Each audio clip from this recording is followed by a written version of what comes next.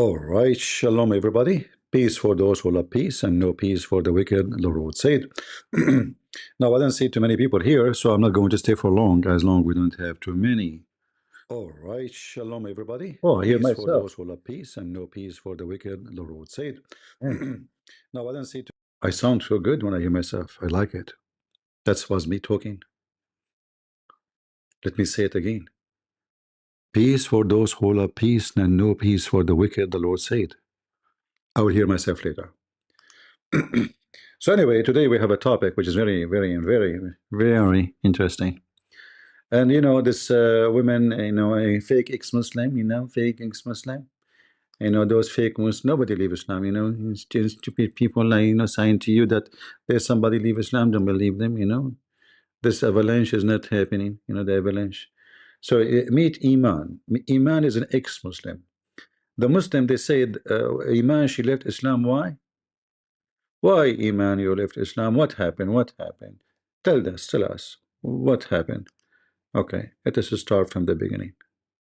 And the real reason why I decided to leave Islam is because my haters were kind of right. I wanted to get frisky. I couldn't wait until marriage. It was too tempting. And plus, I can't see myself committing to one man for the rest of my life, except if the only reason why I wanted to stop being Muslim was so that I could get frisky, I didn't have to leave Islam for that. I could have just done what 90% of Muslim men do.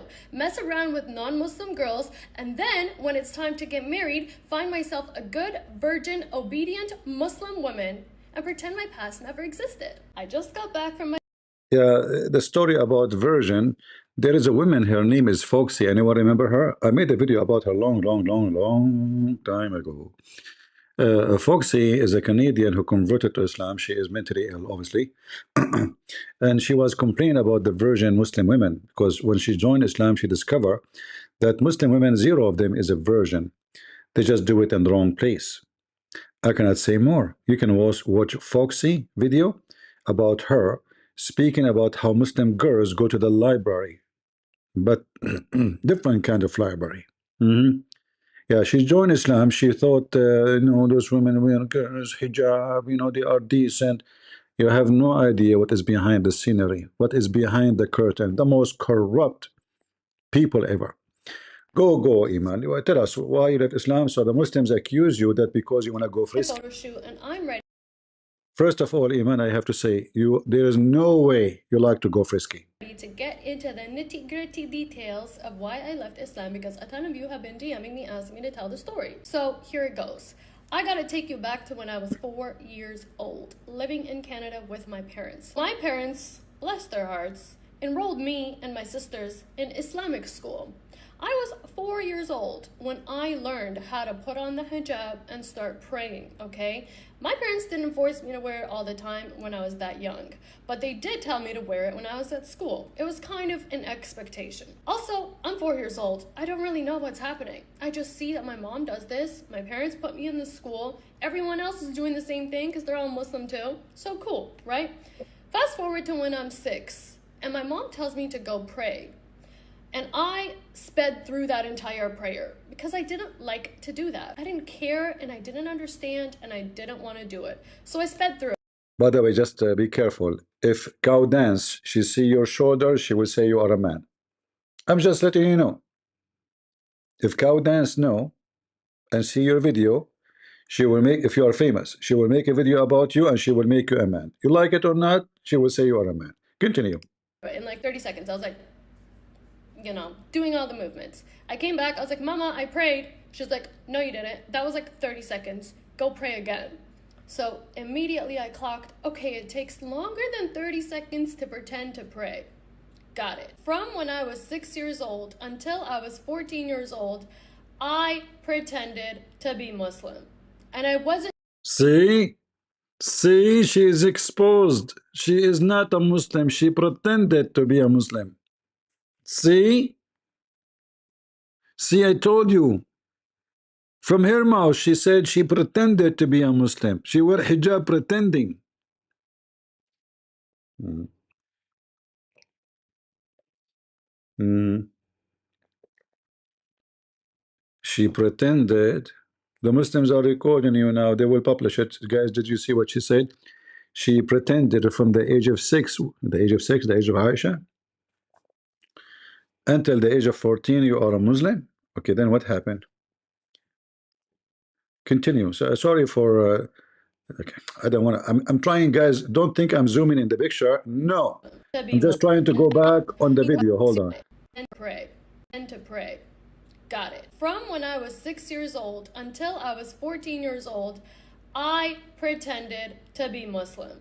And I wasn't doing this consciously. I just knew deep down inside that I did not care about this. But I came from a Muslim family. I went to Islamic school until I was in 2nd grade. And after I switched over into public school, I went to Islamic school on Friday nights and Saturday mornings. Sometimes Sunday too. Alright, so I was forced to pray, forced to learn Quran, forced to hear about these hadiths, forced to wear the hijab. I had no say. And I truly didn't even care because my parents' relationship was toxic. So what I cared about more was not pissing them off, because the consequences of pissing them off was worse than pretending to be Muslim. Like, is that normal in this stupid TikTok? Like those two red dots keep going, blue and red, in her face when you are playing the video. Is that how this TikTok work? That's stupid. Now we have. So I just pretended. When I was 14 years old, Okay. my grandma and my grandpa on my mom's side came to visit us, and 3 weeks into the visit, my grandpa had a heart attack and passed away. That was my first encounter with death. And that was the first moment that I realized, oh, this is gonna happen to me at one point. I was like, I'm gonna die. So I should probably start taking this seriously because I'm gonna die. So from 14 years old until 18 years old, I did a complete 180. I started memorizing Quran on my own. I started committing to my daily prayers. I started fasting. See, now she became a Muslim. You cannot hold that against her. So now, because she saw there's somebody die, she's very smart. She said to herself, I'm going to die too. I better join the bus. Let me wear the burqa. Share my private part. Get ready for Abdul. So you see the wake up call. Somebody died. I'm not sure if there's a connection between the one who died and your nails. What's happened to this nail? It looks like mushroom. Anyway, continue. I'm not making fun of you, by the way. I like what you are saying. Go ahead. This is my nature. By the way, if anyone know Eman, invite her. We would like to have her here with us in in our channel. Even on days when I wasn't supposed to be fasting, I did the most. And during those 4 years of my life, I was the favorite child in the family. My sisters and my mom can attest to this. I was the favorite because I went above and beyond to do the most. And I saw how much love from my parents was tied to religiousness. So here, you need to notice how the Muslim, they control their children. So if you are not praying and they could not force you, they can show you that they don't like you no more, putting pressure on you. Like you are not their child. Or maybe even they isolate you. Even they don't share with you the same food. Like, the mother, she make cake, she will not give you cake. She will give to your brother or sister, the one who pray, they will use all kind of, pressure on the child in order to make him know that you need to do this if you want us to love you. They don't love you unless religion is there.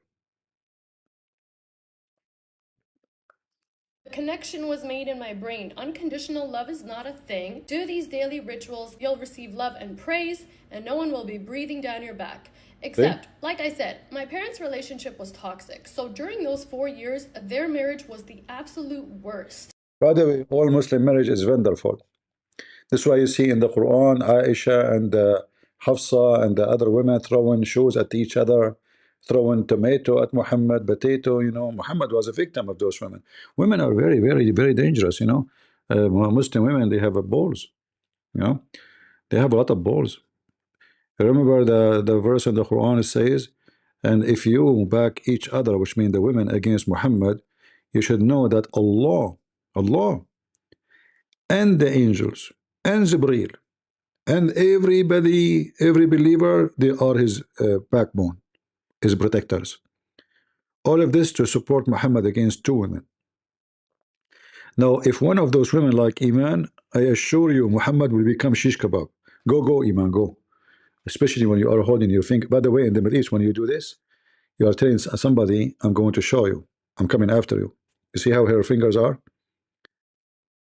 This is what the Middle East. If you see somebody doing that to you, that means I'm coming for you. All right? Like not necessarily now. He's making a threat. This is a threat. All right? Just take a note. But maybe now she is not doing that. Actually, just moving her finger. But in the Middle East, if you do that sign with your fingers, you are threatening the person. And I was like, I gotta get out of this house. I'm gonna make a part 2 and I'm gonna post it right away. Part 2, hold on. What dogs? We don't want dogs. Hold on. What dogs? Look, where do you go? What? What happened? How we can go back now to part 1? What happened to part 1? This is TikTok is crazy. Okay, let's go to part 2. Good, I have part 2 here. House because there's babies and toddlers and my mom yelling and my dad being mad that everybody's yelling while he's trying to take a nap. Living in this house during the time period where I was considered the favorite was the absolute most inseparable time period of my life because I wanted to be there to love my mom and to love my siblings, but I also was like, this sucks and I'm about to unalive myself and run away and never talk to these people again. So I knew I had to move out and my social skills were severely lacking. Now, because my dad kept getting my mom pregnant, he refused to buy me or my sister. How you do that? I'm confused. How you know that your dad is doing that? Seriously, how you know? It might be somebody from Azot. I mean, look, you have a curly hair. How you know that your dad is doing that? You know, somebody from Azot, maybe he's, he came, Zut. Yeah. Who knows? I mean, how they are fighting every day and he keep making babies. So they fight in the daytime, they have boom boom in the nighttime. Okay. Sisters new things. Most of the times, the things that we wanted, we had to work for and buy ourselves. That includes cell phones, laptops, clothes, shoes, back to school supplies. A very normal Abdul life. He make babies, he throw them in the street. You buy your stuff, okay? How you buy it, how you make money, I don't care. Those girls go on the street, what they do, Allah knows best. And on the rare occasion where he said yes when we would ask to go to the mall with our friends, I had to also pay for my mall food. I've spoken a lot about how my dad was financially abusive, but during this time period of my life, it actually hurt me so much because he would claim to love me, he would claim to love my sisters, and yet we weren't allowed to do anything. And he also liked to power trip. So every time I would be like, hey, can I go out with my friend? And he would say yes, and I would get ready and I would go out with my friend. He would see me coming down the stairs getting ready to go out and be like, where are you going? And I'd be like, you said I could go out. And he'd be like, no, you're not going. So this is the kind of Abdul you like to have around you. Can I go with my friend Dad? Sure, go get ready. What are you waiting for? She goes, she put 10 kilograms of makeup. She put those, what they call them? It's not the Christian, bell in the church. This is the in her ears. What they call them? This is the rope for the water in the well. Anyway, she put all those things. She hang all the stuff, decoration. Christmas light. Eyelashes, being like Boeing 777. All of this, and then now she is leaving. Where are you going? Where are you going? Hey, Dad, you told me I can go. No, haram. You told me to go. Haram, you idiot. Go in. Go. What kind of dad you have? Guys, sorry, I have to go up so I can. I'm not zooming. I know you. He would see me coming down this Hold friend on. and he I would want say to go yes back. and sisters. And yet we weren't much because he would claim to love me. He would claim to love my sisters. And yet we weren't allowed to do anything. And he also liked to power trip. So every time I would be like, hey, can I go out with my friend? And he would say yes, and I would get ready and I would go out with my friend. He would see me coming down the stairs getting ready to go out and be like, where are you going? And I'd be like, you said I could go out. And he'd be like, no, you're not going. So the betrayal actually ran so deep.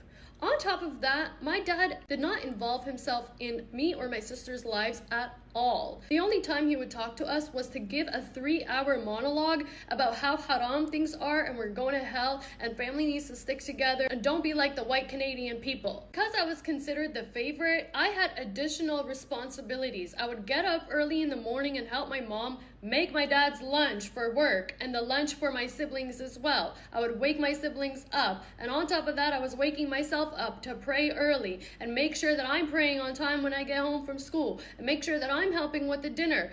I was parentified. I was a child who didn't have a childhood. I was a teenager who didn't have a teenage experience. And I was literally about to run away before I was like, okay, let me come up with a good plan though, because I don't want to be homeless. Oh, I have an older sister. She's 1 year older than me. So my older sister gets accepted to university while I'm in my last year of high school. She goes to university in the city that we are still living in. I say, no, because I don't like this city. I don't like this house, and I'm not about to subject myself to an additional 4 years of education in a program I'm probably gonna hate while I'm living at home with my parents. How am I gonna study for exams and write essays and do all this extra work while there's yelling and screaming in the household? So I knew I had to leave. So basically, I applied to the same school my sister applied to. I got accepted, and I said, So I decided to do an extra semester of high school instead so that I could get extra credits and apply to a different university that was 6 hours away from where my parents lived so that I would have a reason to move out. And while I'm doing this, I'm telling my mom, I'm gonna move out, just so you know. I'm going to the school, it's 6 hours away. And she's like, no. Wait. Abdul, he said the following. Let me show you what this Abdul, he said. Let us examine how truthful what you just said. USS, do you like to call me? I mean, you Muslims, your religion is nothing but sex. You can F4 women in the same day. You can divorce them in the same moment, replace them like shoes. You have sex with the children, and you can beat your women. And when you say talking about law, what law you have? Do you have law? You can take false oath. You can do muta. You can rent a woman for 1 hour. And you are talking Christianity is a freedom from the law? Why did Jesus says you can go and fornicate like your prophet? Go and rent women? Huh? Coward son of muta. Do you dare to call me potato? Do you? Speaking about polytheist, Mr. Plastic, who is the one who kisses black stone? Mwah! Stone, I love you. Prophet Muhammad says, whoever embrace the black stone and the Yemeni corner, it erases his sin. And you are talking about polytheist? You stupid idiot pagan, black stone kisser, which is a vagina. And by the way, just in case you do not know, according to the Islamic history, the black stone used to be white, but the penises and the vaginas of women who touch the stone make it black. I can show the reference. So do you dare to call me potato? Huh? Freedom from law? The only law you have, you drink camel urine and you don't eat pork. And that make you supposed to be a good guy. Your wife, she go and do breastfeeding for adult, for the neighbors. Assalamu alaikum. Who are you? I'm your neighbor. Huh? What do you want? I'm hungry. Okay, how I can help you? We are out of food. I want milk. You idiot! Somebody told you we are a goat here? We don't have a goat. No, different kind of milk. Donkey! I don't have a children to have milk. My breast is empty. Prophet Muhammad says no matter what, I can suckle you. Okay, if this is the scenario, no problem. Get in my lap.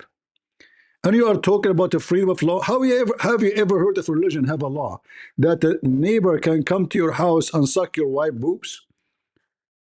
Are you there, US? Is your name is ass? Look, he stopped texting. He thought he can throw this text and let it go, like nobody would notice. The Muslim, they have a law. I know. You see, I have degrees in your law. Tell me about it. Please tell me about it. We have a law in the town. Yeah. You have a law.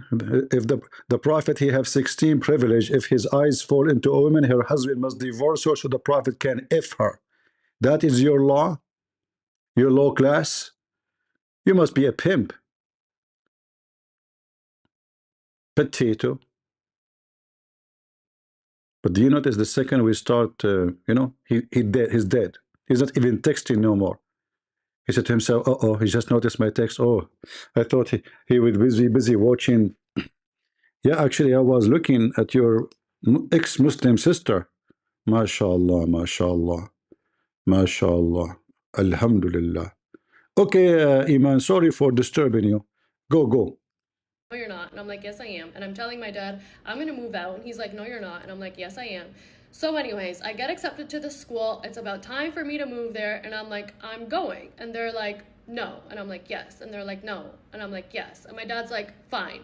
Find a Muslim landlord and get a Muslim roommate and I'll let you go. And I was like, oh my God. Okay. So I go on Facebook. I join these Muslims. We just had an explosion.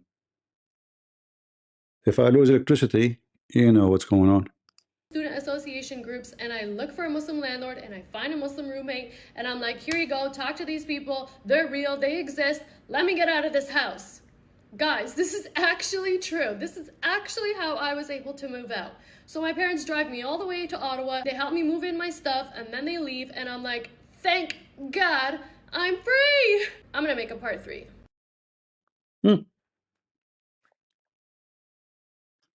Where do you go? So I'm in high school. My parents have a toxic relationship. I'm doing my best to be a good Muslim, but Today is part 3.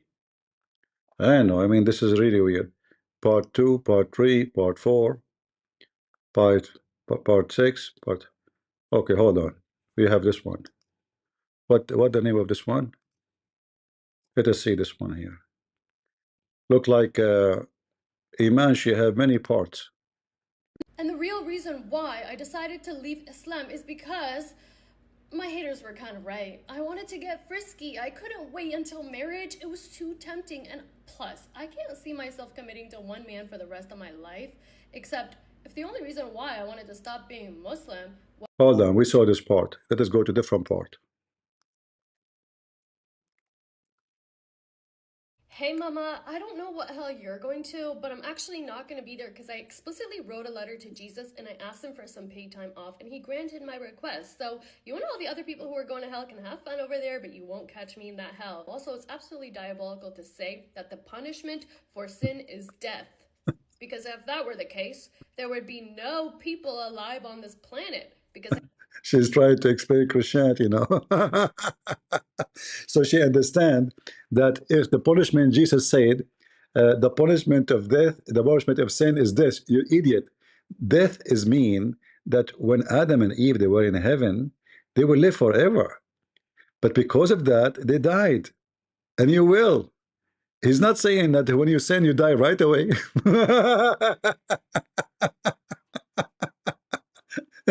Stay with Islam.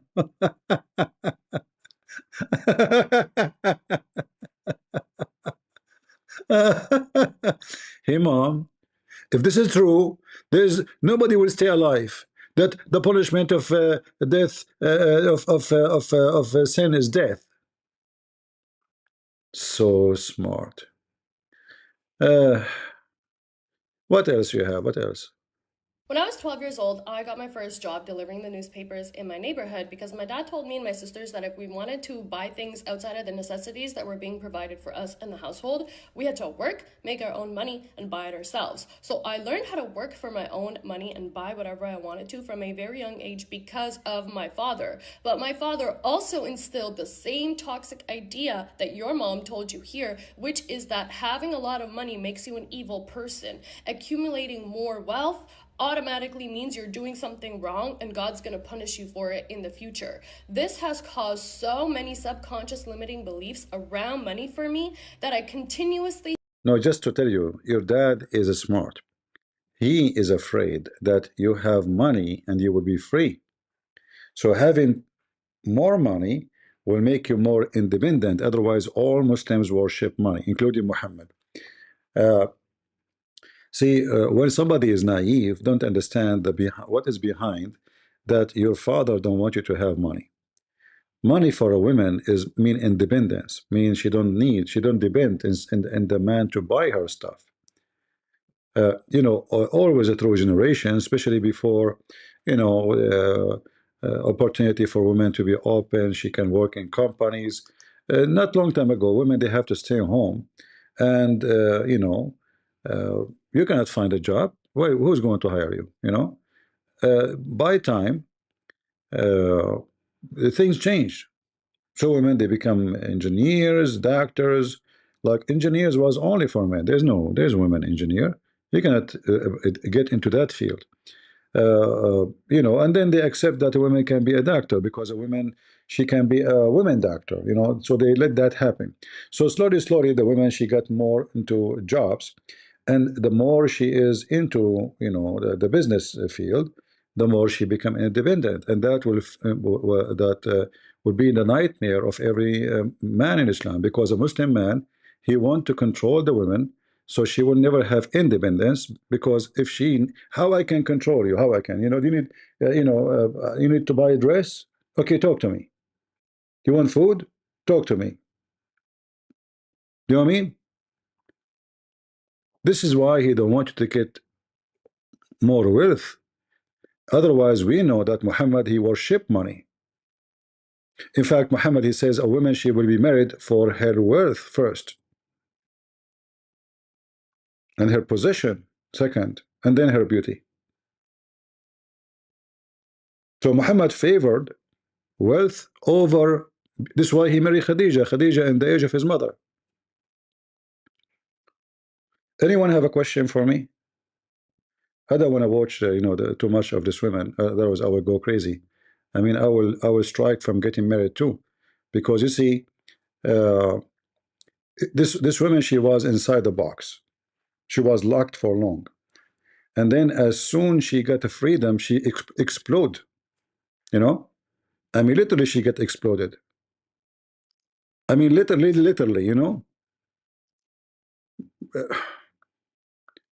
What is this? Like the camera is not even showing what you are wearing. But anyway, so from a Muslim woman inside the box, locked, she cannot go, she cannot do. The second she got her freedom, and this is the case for all Muslim women.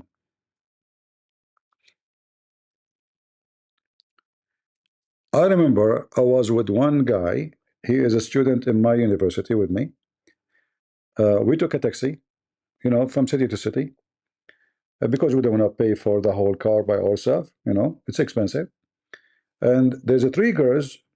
They took the back seat in the same car. Muslim girls were wearing hijab. We cannot see their face. We did not see their face. Wearing burqa. They didn't even talk the whole trip. Not even a word. So but they are not going all the way to our destination. So in the way, the driver he says, if you pay for the back three seat, I will continue. Otherwise, I have to stop and take other three passengers. We said we are not in a rush. We will wait. And while we are waiting, three girls came back, and they spoke to the driver. His name is Abu Muhammad, the father of Muhammad. They said to him, we forgot one bag in the trunk. He said, no, you did not come with me. He said, no, we come with you. We came with you. He said, no, you did not come with me. The one who came with me, there are three girls, and they were wearing a burqa. Those girls are wearing very short skirt. They are so much, I mean, like this. He said, no, you're not coming with me. They said, no, it's us, it's us. And they start telling him what he was saying to us. He was shocked, like, yeah, what? And he went to the trunk. Yes, they have their bag there.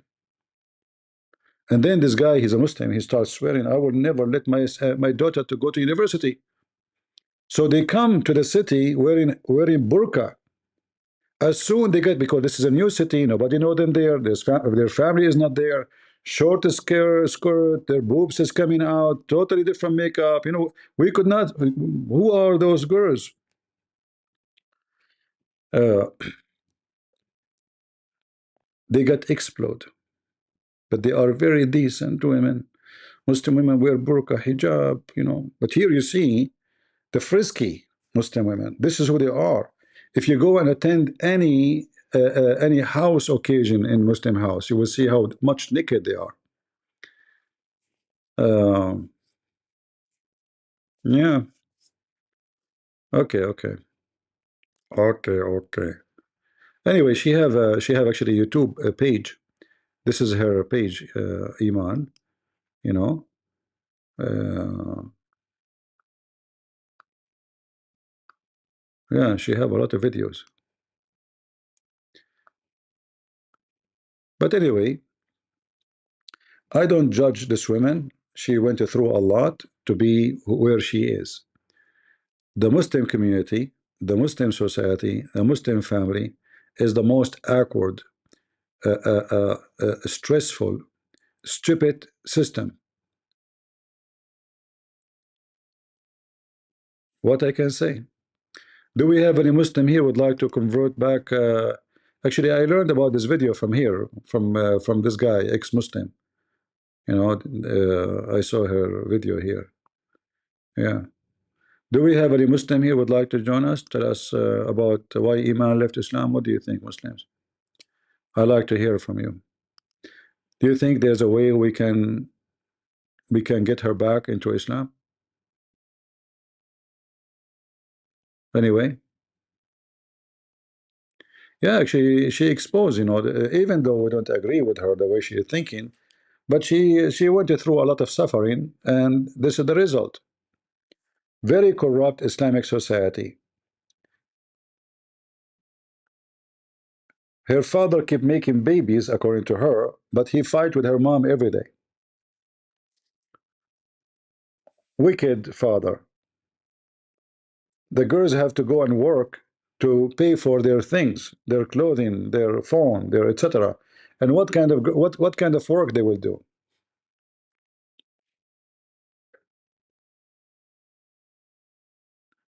Hmm?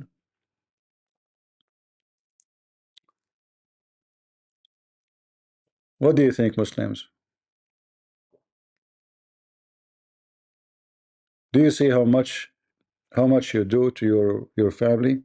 This is the example. This woman, she is brave, and in the same time, she is lucky she live in the West. If she live in Egypt, if she don't dare to do that. She can dress in Egypt as she wish. By the way, I mean Egypt is shish kebab country. If I go right now to Egypt, oh well, what I will show you in Egypt? I should not show you those things. All of you are young. No, no, no. I should not show you those things. No, no, no, no. No, no, no, no, no, no, no. No, no, no, no, no. No, no, no, no, no. No way. But we will try to take a hike in the bike. All right.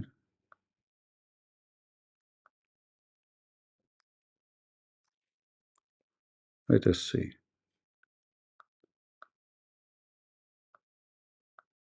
I'm trying to find something acceptable to put in the screen.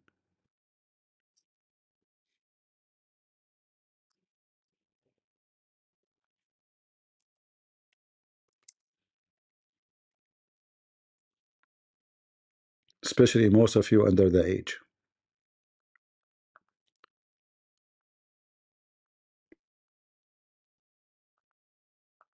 No, no, no, no, no, no, no, no, no, no, no, no. I cannot show you this. No, no, no, no. Forget, forget. No, no, no, no, no, no, not this one. No way, no way. I cannot show you. Let me look for something more conservative, something with hijab. Hold on. Your parents will know will forbid you from coming here. That's you know, maybe this is more acceptable. Yeah, that's more conservative. Let us show you those conservative stuff. Hold on. Conservative, you know. Yeah.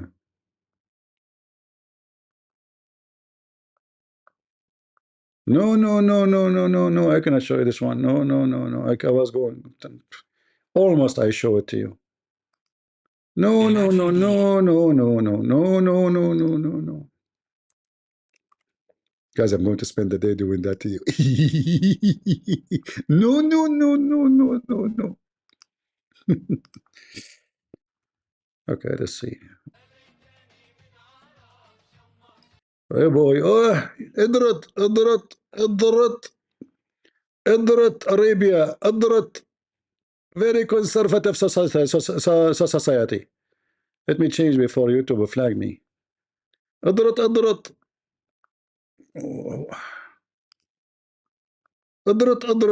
very conservative Muslim, very conservative countries, very conservative brother. Big butt, what you gonna do? What you gonna do when I come for you? Big butt, big butt. You're very conservative. Very oof, oof, oof. That's enough. I surrender to Allah. Enough is enough. That's too much. The load is so big. Load and unload. Load and load.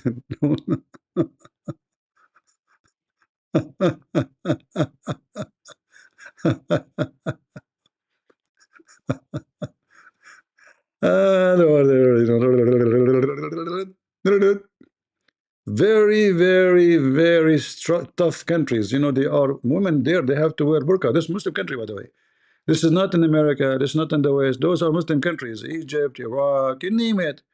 Very conservative, you know. Yeah, unbelievable. But here the load, I have to say, the load is so big. You know, too much silicone in that butt. I bet you she had a lot of kilos in Thailand because Arab men, some of them, not all, like we can say 99.9999 of the Arab men, they like big butt. You know the song, like, you know what Muhammad, he says, Allah will give you women, her butt is 1 mile. Did you ask yourself why? They like big load. You know the song, it says, big load, big load. What you gonna do? What you gonna do when I come for you? Big load, big load. The bigger, the better. Look here, look. Praise be to Allah. Those are movies. What the heck? This is bad? Bad to who?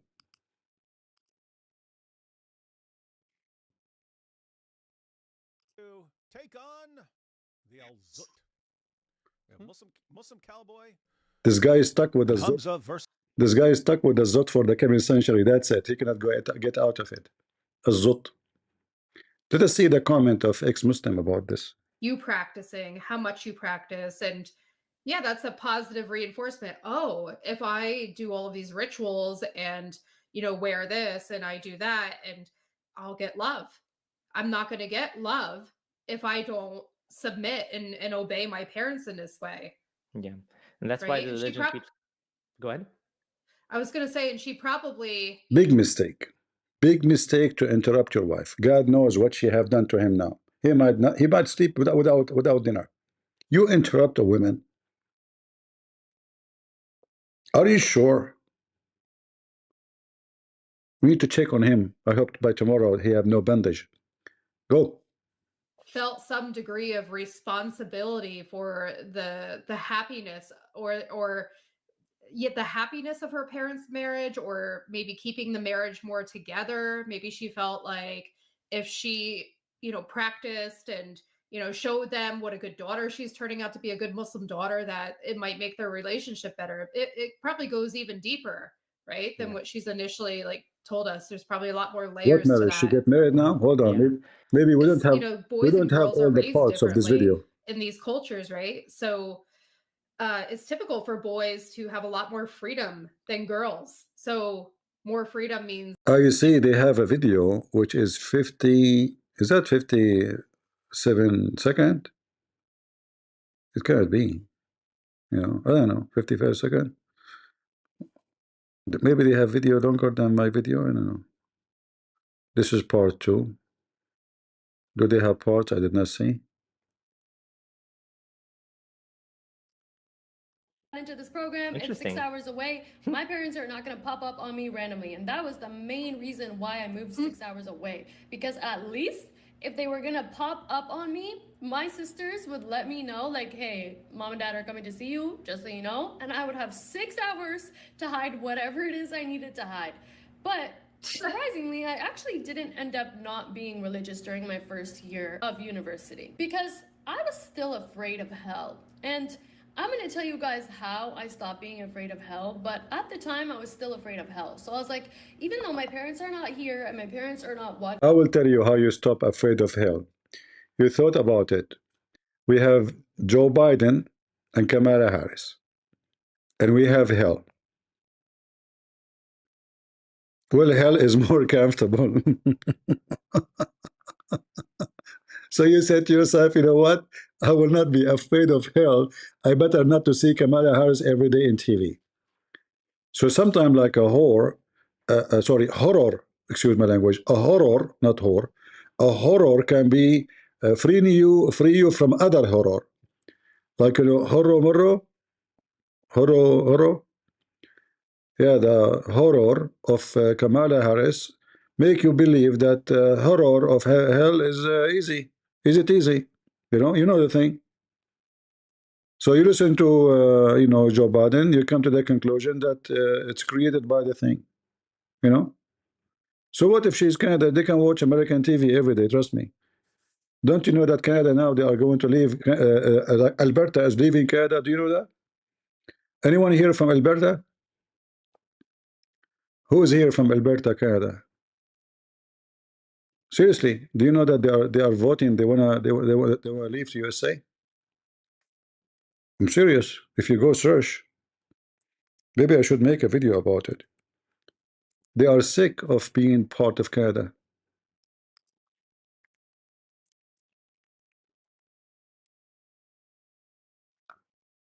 Yeah, there's thousands of videos speaking about the election, the last election. They have kind of independent now. They cannot. The main government, the woke government, they lost control of those people.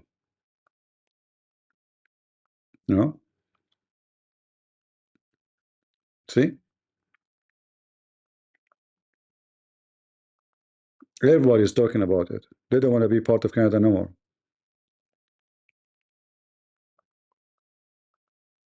And this is state Alberta. They have a lot of oil and gas. That will be the massive disaster for Canada if they leave.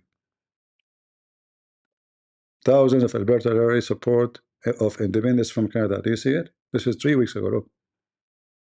They are sick of the woke.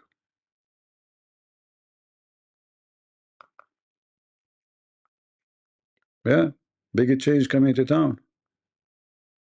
Even their leader, I think the governor, I don't know, or the head of the party, she said, "We are USA." Yeah. Here we go. This is the lady. Alberta's desire to separate from Canada has never been higher. Premier Danielle Smith. This is her. Premier Danielle Smith argues a recent by-election is proof Alberta's separatist movement has never had more support, pointing to one rural riding where the Alberta Republican Party earned about 17. See, Republican. They are Republican too. Shish kebab. Hey, Canadian, soon you will become American. God bless you, brother. You will get rid of Trudeau. The stupid Trudeau. Somebody saying good night, CP. Morning, gutta early. What does that mean? Are you trying to bribe me with good morning, not good night? Somebody close the door. Don't you know that this is the same as Islam, my channel? You cannot leave. Can you believe it? Somebody is leaving. How dare you? Like, hey, good morning, good night, CP. I'm leaving. Slowly, slowly. I will not notice. Get her. Prophet Muhammad, he is watching you. We are watching you. Yeah. Anyway, what we can do. But those videos will share with you a lot of how Muslims really, their life is too much shish kebab. Stop talking about shish kebab. Okay, are you married? Don't you know the Prophet Muhammad, he received a dish of shish kebab, his penis was like tingling, tingling. Hey, Prophet Muhammad, can you tell us your experience about Allah sending you a dish of shish kebab? What happened? Okay, I will tell you. Okay. Get it closer. No, Muhammad, I cannot. Come on, get it closer. Hey, Muhammad, I don't trust you. Come on. You believe in rumors, huh? No. But your boyfriend, Dahya, he might think something else. Oh, okay. Keep a distance. Okay. So what happened?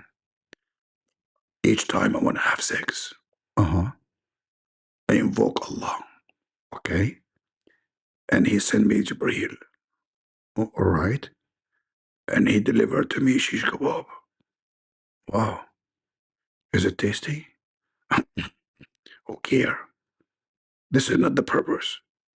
So I get it. It's not tasty. Exactly. So what the purpose? Idiot. Are you calling me idiot? I apologize. You better do so. You know who I am. I know. Okay, it's okay. You're safe. Okay. Continue. What happened? Jibreel, he delivered the pizza. Idiot. A second ago you said shish kebab. Sorry, because you scared the hell of me. So yeah, it's a shish kebab. So are you shish kebab or pizza? No, it's shish kebab. Okay. And what happened? After I ate it, he start moving. Who? He. What do you mean he? He who? He start moving. Who? He. You know. What's wrong with you? Who is he? He, Allah? No. Because the Quran says it is He who created the earth and the heaven. It's true. But this is not the same He. This is different He. This is a small He. Oh, small He. Okay, so you eat shish kebab and he start moving. He. Yes. And what happened after start moving? I have no idea. What do you mean? Because my wife was waiting for a long time. Okay. And they jump on me. And I don't know what happened after that. Seriously. You don't know? I swear by Allah, I saw nothing. So even the story about his penis is the most weird dummy ever. God, he sent a dish of shish kebab. He ate it, he got the power of 40 men. And now you are wondering why Alberta, they want to leave Canada? You have another idiot there. His name is Trudeau. Do we have any Muhammadan here? Shish kebab. And after, no wonder the Zut, they jump on him. I mean, this guy, his thing is not working. They thought he's a girl. You know? No wonder the Zut. Zutti mutti. Zut. There's an Egyptian song. It's called Zut. You know the song, Muslims?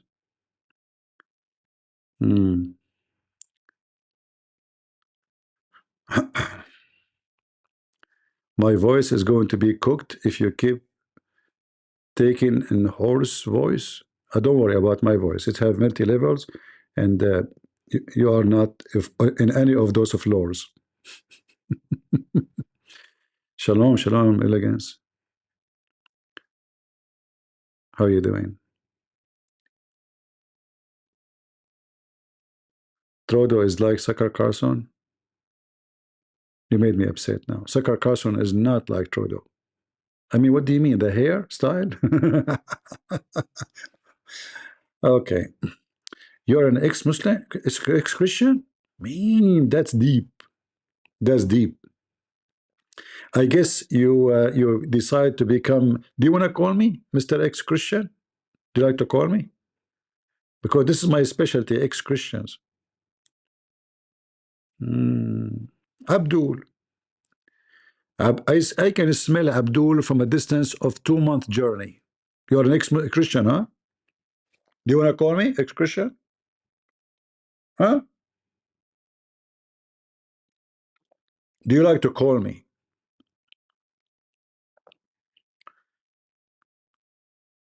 No, his tail is not moving. Okay, swear by Allah that you are ex-Christian. And now you are atheist. Swear by Allah.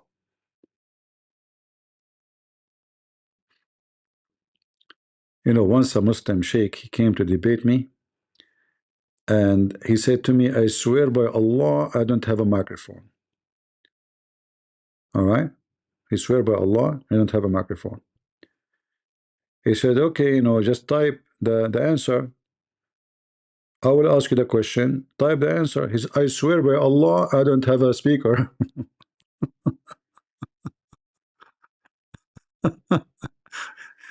I said, okay, you swear by Allah, you don't have a speaker?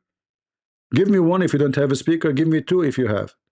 He gave me one. Abdul. Stupidity is a great sign of you, Abdul. All right. Yeah, he will go out, he come back, he will say to you, I'm the ex-pope. Actually, this was Muslim. He claimed that he was the Pope of Rome and he is an Egyptian. And he converted to Islam inside the Vatican. He was the Pope. And then those Catholic, they commanded 10 lions. 10 lions. They brought them, and the lions, they turned their butt on him and they start whipping him with their tails. And then they put him in a room, jailing him. I'm serious, guys. I'm not joking. This is what he said to them. And the Muslim, Allahu Akbar, brother, we feel for you, brother. We feel for you. For the faith, you suffer a lot. And then he claimed that he dig under the ground of the Vatican. And he went all the way, digging non-stop until he arrived to Egypt. What? There is the Mediterranean Sea. Yes, brother. Don't. He was the Pope. He was the Pope. He can do it. He was the Pope. And the funny, they said to him, brother, how you were able to get out? He said, oh, I took the sweat seat, which means he went in the sewage, in the shithole. So he went in the shithole. He came out in Egypt. I think there's a connection between the shithole in Vatican and the shithole in Egypt. So you go down there, you end on the other side. The sewage is connected, it must be. Do we have? J. Smith, I have 640. Your prophet have 70 after 20 years of working hard, including the women that he married. According to Muslim, he have 70. After more than 20 years preaching Islam.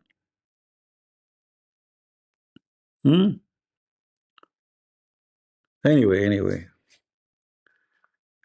Let us watch something more lovely. Was so that I could get frisky. I didn't have to leave Islam for that. I could have just done what 90% of Muslim men do. Mess around with non-Muslim girls, and then, when it's time to get married, find myself a good, virgin, obedient Muslim woman and pretend my past never existed. I just got back from my photo shoot and I'm ready to get into the nitty-gritty details of why I left Islam, because a ton of you have been DMing me asking me to tell the story. So here it goes. I gotta take you back to when I was 4 years old, living in Canada with my parents. My parents, bless their hearts, enrolled me and my sisters in Islamic school. I was 4 years old when I learned how to put on the hijab and start praying, okay? My parents didn't force me to wear it all the time when I was that young, but they did tell me to wear it when I was at school. It was kind of an expectation. Also, I'm 4 years old. I don't really know what's happening. I just see that my mom does this, my parents put me in this school, everyone else is doing the same thing because they're all Muslim too. So cool, right? Fast forward to when I'm 6, and my mom tells me to go pray. And I sped through that entire prayer because I didn't like to do that. I didn't care and I didn't understand and I didn't want to do it. So I sped through it in like 30 seconds. I was like, you know, doing all the movements. I came back, I was like, Mama, I prayed. She's like, no, you didn't. Guys, imagine what kind of harassment for a child. 4 years old little tiny girl, she have to wear hijab. Yeah, because at the age of 6, Muhammad, he will boom you. At the age of 6, she is a sex object because this is a pervert cult. So you have to wear hijab because Muslim men, they will start seeking sex with you even though you are a little tiny girl. 4 years old, she have to wear. Did you hear what she said? 4 years old. Remember, 4 years old. That was like so cool, right? 4 years old. I don't really know what's happening. I'm praying, okay? My parents didn't force me to wear it all the time when I was that young, but they did tell me to wear it when I was at school. It was kind of an expectation. Also, I'm 4 years old. I don't really know what's happening. I just see that my mom does this, my parents put me in this school, everyone else is doing the same thing because they're all Muslim too. So cool, right? Fast forward to when I'm 6, and my mom tells me to go pray. And I sped through that entire prayer because I didn't like to do that. I didn't care and I didn't understand and I didn't want to do it. So I sped through it in like 30 seconds. I was like, you know, doing all the movements. I came back, I was like, Mama, I prayed. She's like, no, you didn't. That was like 30 seconds. Go pray again. Fake it, so fake it. Immediately I clocked, okay, it takes longer than 30 seconds to pretend to pray. Got it. From when I was 6 years old until I was 14 years old, I pretended to be Muslim. And I wasn't doing this consciously. I just knew deep down inside that I did not care about this. But I came from a Muslim family. I went to Islamic school until I was in 2nd grade. And after I switched over into public school, I went to Islamic school on Friday nights and Saturday mornings. You know, I like to play the video of Adam Seeker leaving Islam, but Adam Seeker don't have a nice chest like that, you know. In case you do not know, Adam Seeker is an ex-Muslim. Adam, sorry, I wish I can play your video why you left Islam. But sorry, you know, I have like a priority here, you know, like.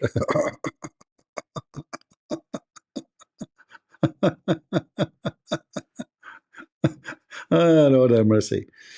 Yeah. Hey, Muslims, what's going on? Yeah, actually, I spoke once to Adam, right? Adam? We spoke once on the phone. Once or twice? I think once. Yeah. Do we have any Abdul from the religion of the fool? You don't look that good anymore? Okay, you know, I mean, you will lose all the customers in San Francisco now and in Mecca. Oh boy. Nobody will watch your videos from the LGBTQ no more. Loser. You should not say that. You want customers, you need, you know, like the Muslim community. Do you know the hadith about the caliphate when a Muslim he come and he complain about a leader, the imam of the prayer, and he is a homosexual?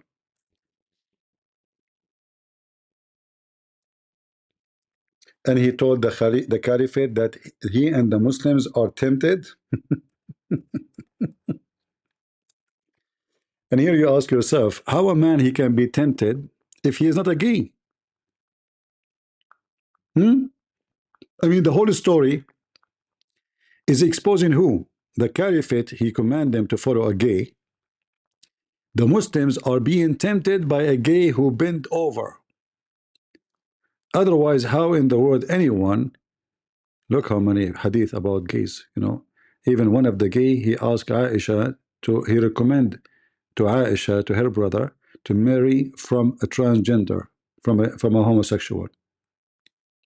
And look how many times there's gays inside the house of Muhammad. But where is the hadith of this is the one. So this guy, and this is Bukhari, he claimed that he and the Muslims are tempted by a leader of al-fitna, which means temptation, trial, affliction. As you see, even the Muslim, they put it for you between two brackets.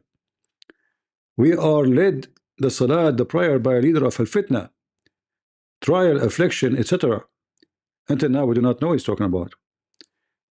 We are afraid of being sinful by following him. Uthman said, as-salat is the prayer, is the best of all deed. So when the people do the good deed, do the same with them. And when they do bad deed, avoid those bad deed. Az-Zuhri, which obviously he is the one who's complaining, he said, in our opinion, which means him and the Muslims who pray behind this guy, one should not offer salat behind an effeminate person unless there's no alternative. So now we know what the temptation and the affliction and the trial. The Abdul, he see a Muslim Imam LGBTQ bending over in front of him. He got tempted. Affliction, trial, etc. What is making it more horrible is the etc., which means use your imagination.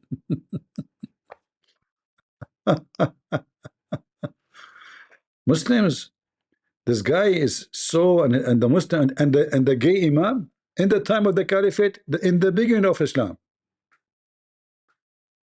a gay caliphate in the time of Islam, the first caliphate, the second caliphate, the third caliphate, all of you. Yeah, this is a tingling story. All right. So I don't know what to say. I think we have good time with this. No, not with this. I mean, this guy, he would talk. You want to bet he was going to talk about the Zot? Okay, oh, let me show you. This is the al-Zut. See, how I know? How I know? This guy, he go to sleep, he wake up, he go to sleep, he wake up, he go to sleep, he wake up, he come back with a Zot. You Muslims, you cannot make him forget. You have to do like some kind of surgery for his brain. And now the problem is that the Zot became everywhere. Hold on, I want to make an experiment. I will type al-Zut in Google, in YouTube, al-Zut. You know, al-Zut. Here we go. Al-Zut, hold on. Oh, he's talking about al-Zut? Yeah, hold on. Al-Zut.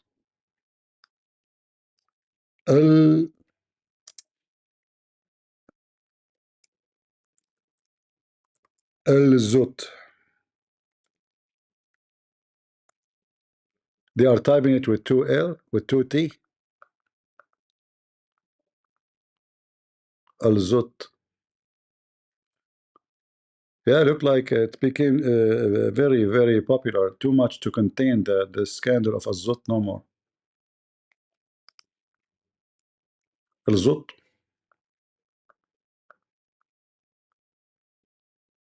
Al-Zut. All of this is Al-Zut.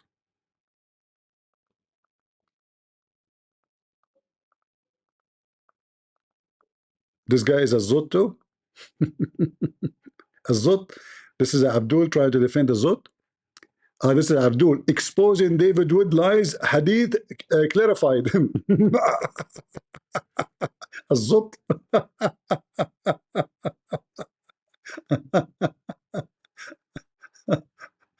This is one of the Zut. Hold on. They will flag us for copyright for this music. This is a Zut leader. Look, they are kissing his hand, and look how they dance, the Muslims.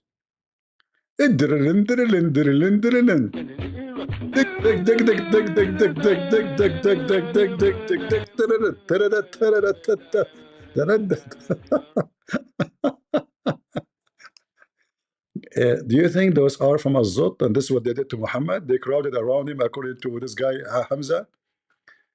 This is Azot too? Ex-Muslim Zot meme explosion explain.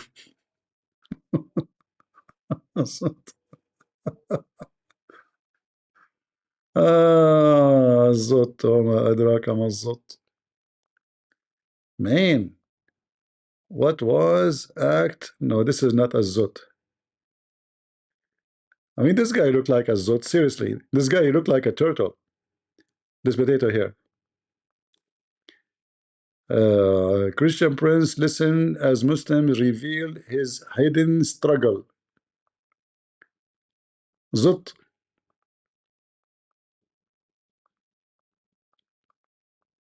Muhammad and the al-Zut.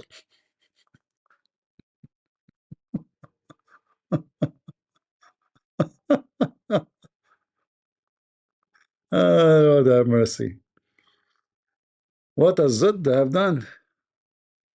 Everybody talking about a Zut.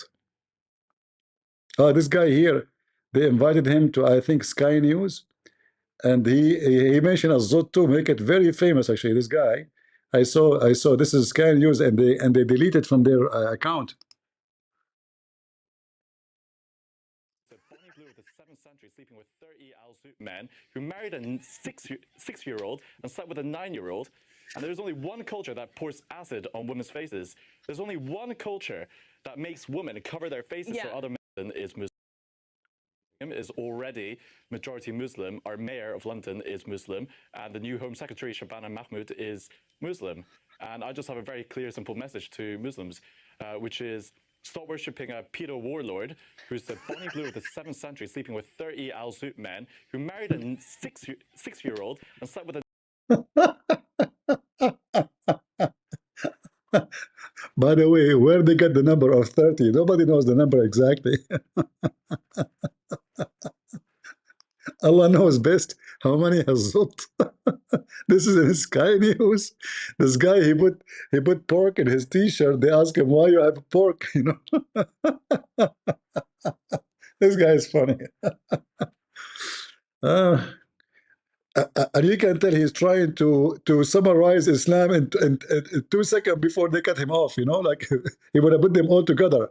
Azot, 6 years old, pork, blah, blah, blah, you know, like 4 wives. So he's trying to, as fast as he can before they shut him down. And for sure, after that, Sky News, we will say apology. We didn't know that he was going to talk about Azot. That's a Zoti speech, you know. That's a very, very Zoti speech. Do we have anyone from the Zot family? They can Zot with us?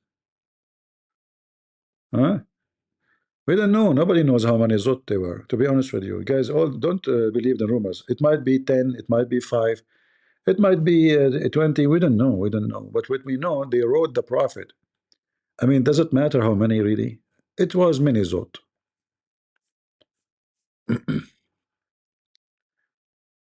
Because he gave him the power of 30.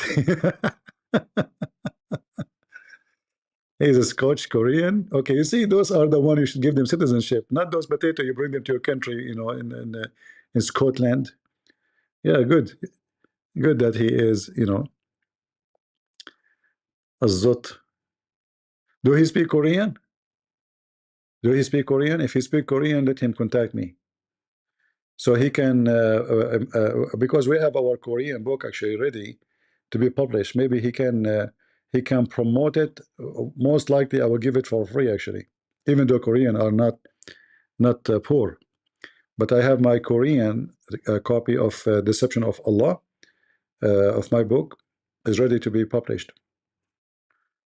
Actually, it's ready for a while, but I'm busy with Azot stuff. You know, I have too many Azot, too many things to do. Yeah. Do we have any Muslim who would like to, you know?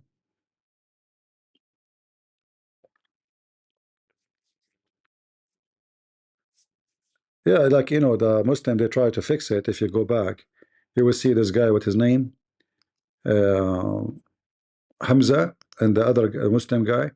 They try to fix it. They say that they crowded him. They crowded him. This is why he get tired. Have you ever heard of somebody get tired because they crowded him. Christian get refuted. Nobody watches this biscuit video. Al-Zut, how humble and insulting Islamist. الزط وما أدراك ما الزط. Sunni or Salafi, the real hadith reject.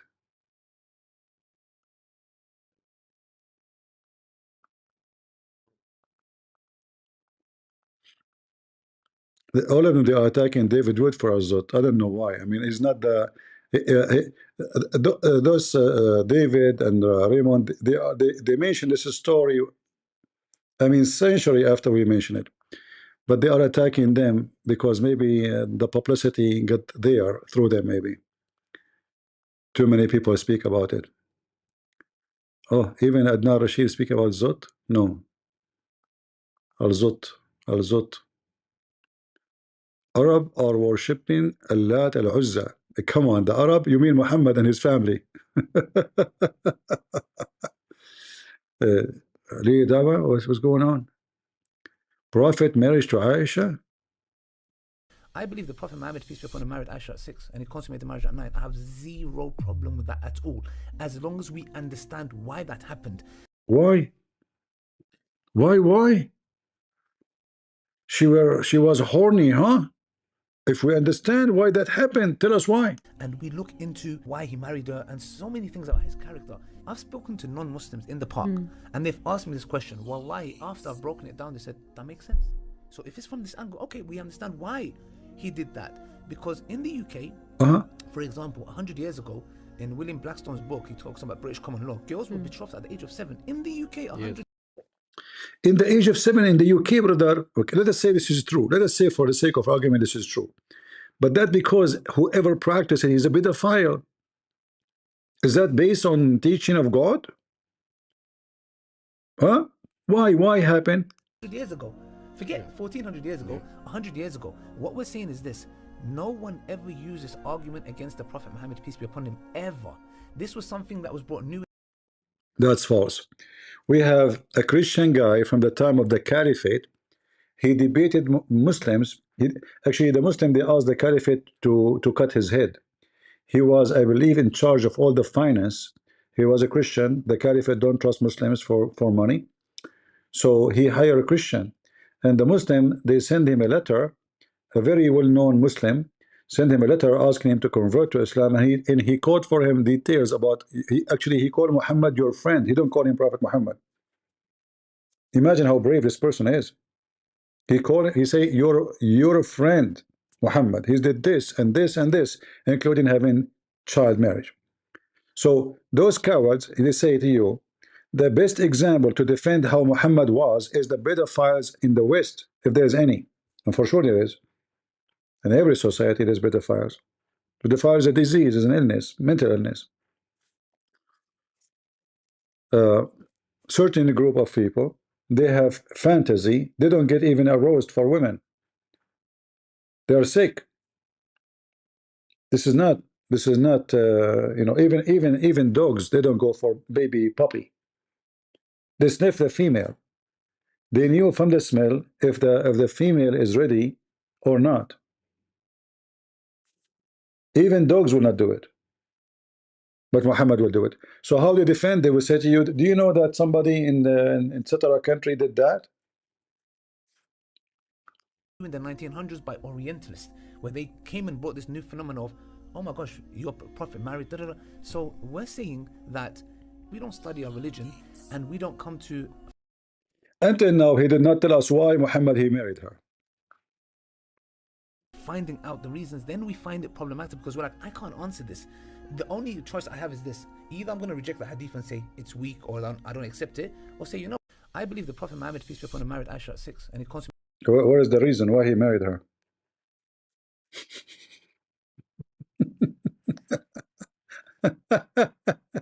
Same time, how we can call such a thing a marriage, you idiot?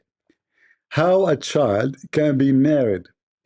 And then the Muslims, they come with a new lie. They accuse Isaac that he married from Rebecca at the age of 3, to defend their faithy prophet.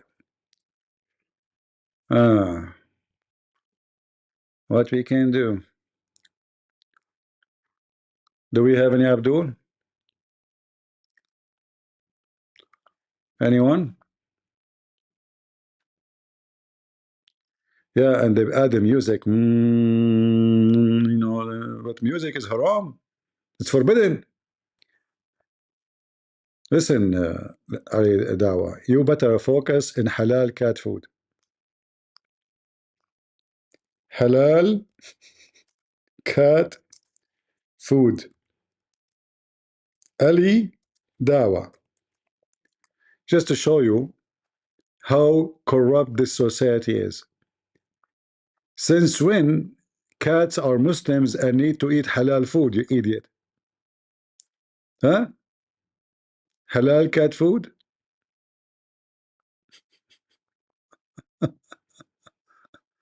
Halal cat food.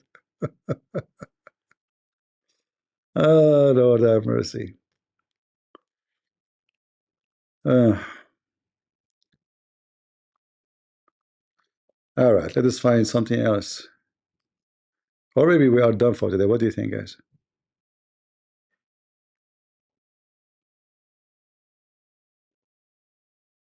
I hope we will not lose electricity.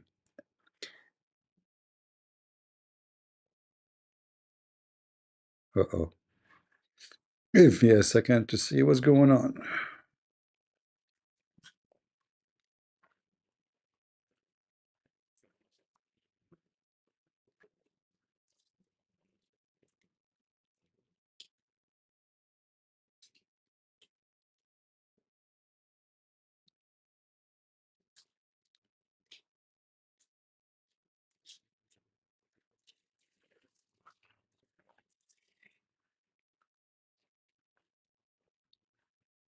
Well, I heard anti-craft shooting, and usually this has happened when there's an attack, you know. Yeah, but you know, when attack happened, we lose electricity, we lose internet, many things happened. Let us see.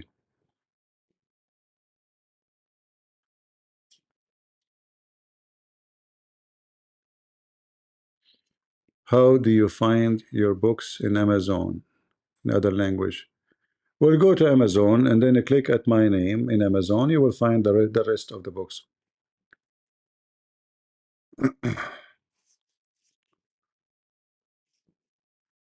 The sun just up. Where are you? Which country the sun is just up?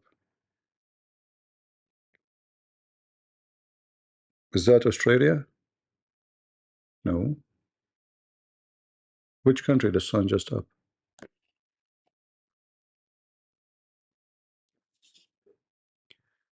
David Wood explain his theory why there were 30 men. Well, based on what I know, there's no reference really. I did read many of this story long before David Wood he knew about it or those others. But I don't remember. I mean, there is some Muslim they say things, but we cannot take it for granted. But in the story itself, there's no numbers. You know, I did not see numbers in the story.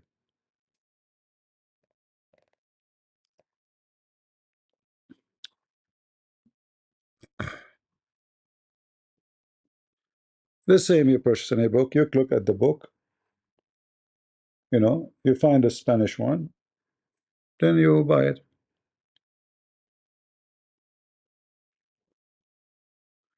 Free bookstore subscribers. Well, I have my books in free for many languages, which is for poor countries. Even though some of them they are not really poor, but I gave them still for free.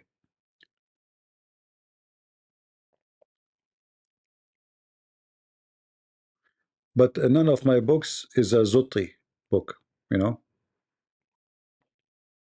Yeah.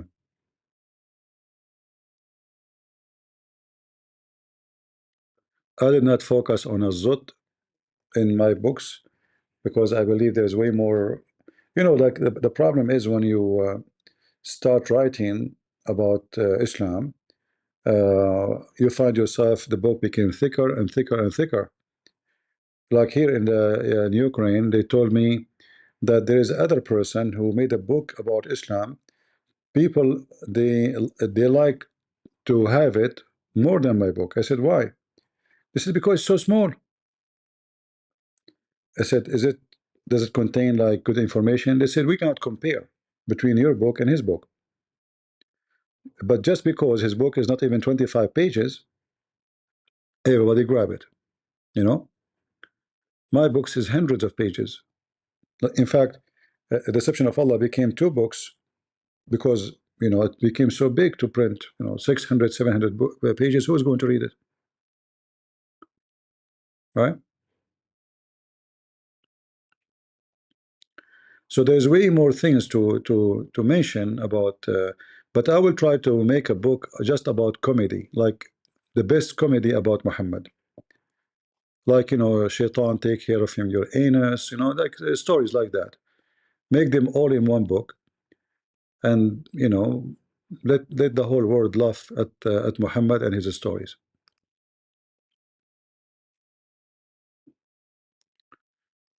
All right, so this is the story of Eman, and she shared with us why she left Islam. Do you hear about 157 odd Palestinian arrived legally in a plane to South Africa?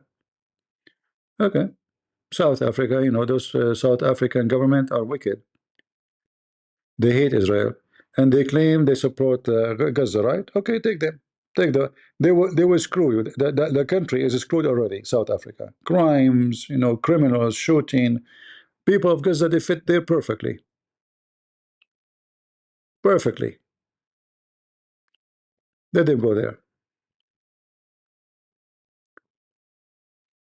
Why don't take all of Gaza to South Africa? They're South African, especially in some location, they will make them shish kebab.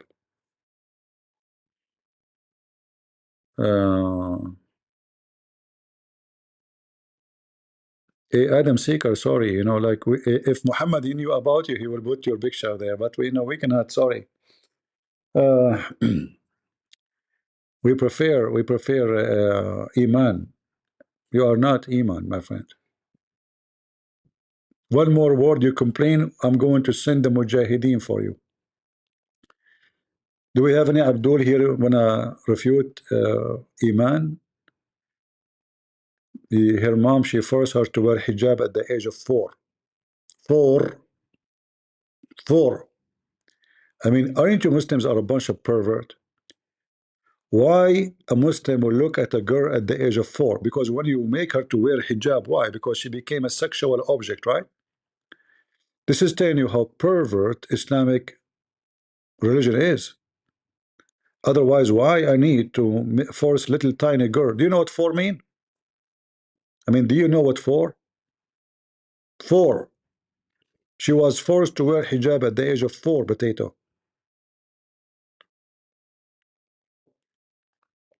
And the Muslim accused her that she left Islam because she want to be frisky. I mean, you can be frisky without leaving Islam, my friend. The most why I decided to leave Islam is because my haters were kind of right. I wanted to get frisky. I couldn't wait until marriage. It was too tempting. And plus, I can't see myself committing to one man for the rest of my life. Except if the only reason why I wanted to stop being Muslim was so that I could get frisky, I didn't have to leave Islam for that. I could have just done what 90% of Muslim men do. Mess around with non-Muslim girls, and then, when it's time to get married, find myself a good, virgin, obedient Muslim woman and pretend my past never existed. I just got back from my photo shoot and I'm ready to get into the nitty-gritty details of why I left Islam because a ton of you have been DMing me asking me to tell the story. So here it goes. I gotta take you back to when I was 4 years old, living in Canada with my parents. My parents, bless their hearts, enrolled me and my sisters in Islamic school. I was 4 years old when I learned how to put on the hijab and start praying, okay? My parents didn't force me to wear it all the time when I was that young, but they did tell me to wear it when I was at school. It was kind of an expectation. Also, I'm 4 years old. I don't really know what's happening. I just see that my mom does this, my parents put me in this school, everyone else is doing the same thing because they're all Muslim too. So cool, right?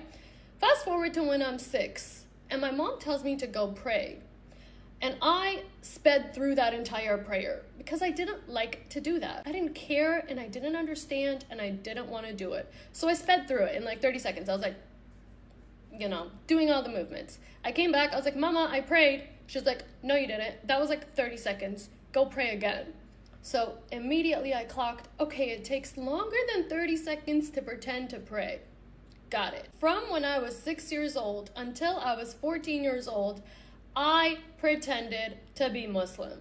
And I wasn't doing this consciously. I just knew deep down inside that I did not care about this. But I came from a Muslim family. I went to Islamic school until I was in 2nd grade. And after I switched over into public school, I went to Islamic school on Friday nights and Saturday mornings. Sometimes Sunday too. All right, so I was forced to pray, forced to learn Quran, forced to hear about these hadiths, forced to wear the hijab. I had no say, and I truly didn't even care because my parents' relationship was toxic. So what I cared about more was not pissing them off because the consequences of pissing them off was worse than pretending to be Muslim. So I just pretended. When I was 14 years old, my grandma and my grandpa on my mom's side came to visit us, and 3 weeks into the visit, my grandpa had a heart attack and passed away. That was my first encounter with death. And that was the first moment that I realized, oh, this is gonna happen to me at one point. I was like, I'm gonna die. So I should probably start taking this seriously because I'm gonna die. So from 14 years old until 18 years old, I did a complete 180. I started memorizing Quran on my own. I started committing to my daily prayers. I started fasting even on days when I wasn't supposed to be fasting. I did the most. And during those 4 years of my life, I was the favorite child in the family. My sisters and my mom can attest to this. I was the favorite because I went above and beyond to do the most. And I saw how much love from my parents was tied to religiousness. So the connection was made in my brain. Unconditional love is not a thing. Do these daily rituals, you'll receive love and praise, and no one will be breathing down your back. Except, like I said, my parents' relationship was toxic. So during those 4 years, their marriage was the absolute worst. And I was like, I gotta get out of this house. I'm gonna make a part 2, and I'm gonna post it right away. Okay, don't post it, please. Please. What is this? What? This is her? Who? This was the Muslim girl? What happened? What? From hijab to this? MashaAllah. That's a big change, you know? Like what happened? Yeah, explosion. Look at this. And all full of wisdom too. Hold on. This is the same girl without makeup? Thanks for asking this question because So I have a theory that the reason why Hold Islam on. discouraged. What? Okay, if you're there's nothing wrong. What? To all the young women. What? A couple weeks. What? I find it. What? What happened? Sad to me about this. Hold on. Where is there's a video of her without makeup. I mean, she looked totally different person. Women are scary, man. Without makeup. Oh, hold on. Here the process. Every time I talk about the hijab, the number one. I want to stay single. Guys, I have to go. Why I click at this video? Why? She was looking okay in the other video. Why? Oh boy. See what the makeup does? This is all makeup, the eyes, the everything makeup. Yeah. Oh boy. Okay. This is the same person. If you get a man drunk enough, he will tell you the truth about anything. So I need to tell you guys the truth that was admitted to me by this man who was drunk like 3 weeks ago, and we were just having a regular conversation. I haven't been able to stop thinking about it because he basically blatantly admitted that the reason why him and so many other men are jealous of women is because they feel like women can control their lust, and they feel like men are controlled by their lust. That's deep. He told her this wisdom when he is drunk. I want to tell you the truth. But women, we cannot control our lust. You women, you can control your lust. That's deep. I can tell you can control. You cannot control even your boobs. Look, your nipples is coming out. Anyway, just go.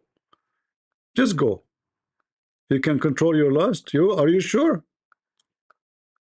All right. What is this? Huh? She's talking about this guy? No way. Don't talk about him. I come to you. I say salam alaikum. Youth calling leads. Honestly, I really wish there wasn't such a heavy emphasis on the stupid TikTok. You lose the video right away. Where is the video I wanted to watch? I know. It's gone. Man, I'm getting dizzy with those images. Where is the sheikh we wanted to watch? Forget it. Man, the Muslim, they will hate this girl. She will put their laundry all over. Yeah, she is an ex-Muslim.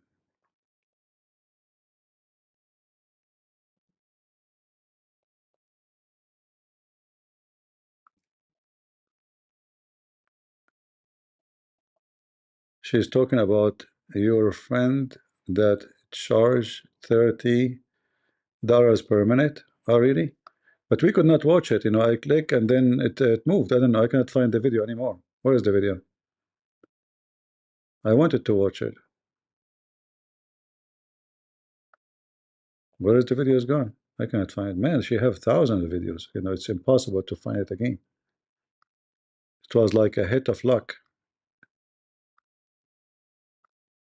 Wow. This woman, she make a video every 2 seconds, maybe. I cannot find the video about the sheikh.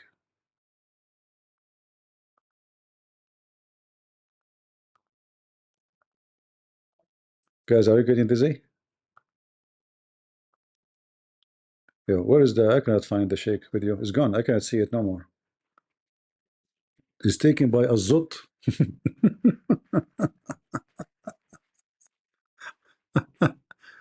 Where is the sheikh video? Why we cannot find it? Is that the zut syndrome? It's gone.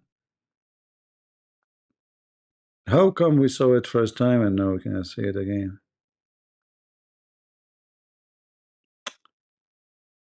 Oh boy. Here. I come to you. I say salam alaikum, Sheikh. This is my wife. Am I a dayuth? Depends on a number of factors. Number one is your.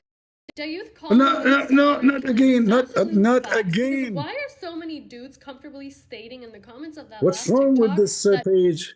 I just put it on it, and it's gone again.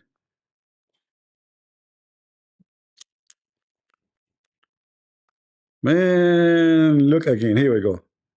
Let us be careful this time. I come to you. I say salam alaikum, Sheikh. This is my wife. Am I a dayuth? Depends on a number of factors. Number one, is your wife hijabi niqabi? If it's yes, okay, I see it. A sack of potatoes. I can't figure out how she looks and nothing. But if she's totally makeup and wearing mini skirts and you say this is my wife, this is inappropriate. Maybe you're introducing her to someone who's over 60 like myself. You're not asking her to flirt with me. She's a human being. So of course, if she's totally covered and you say this is my wife, this is my sister, no problem. The concept of a dayuth is incredibly harmful and dangerous towards Muslim women, and I'm Dayuth calling. What happened?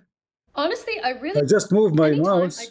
Honestly, I really wish there was a youth. You see, I did not even click. She said the if I come to you, I say, Assalamu alaikum, Sheikh. This is my. Hold on.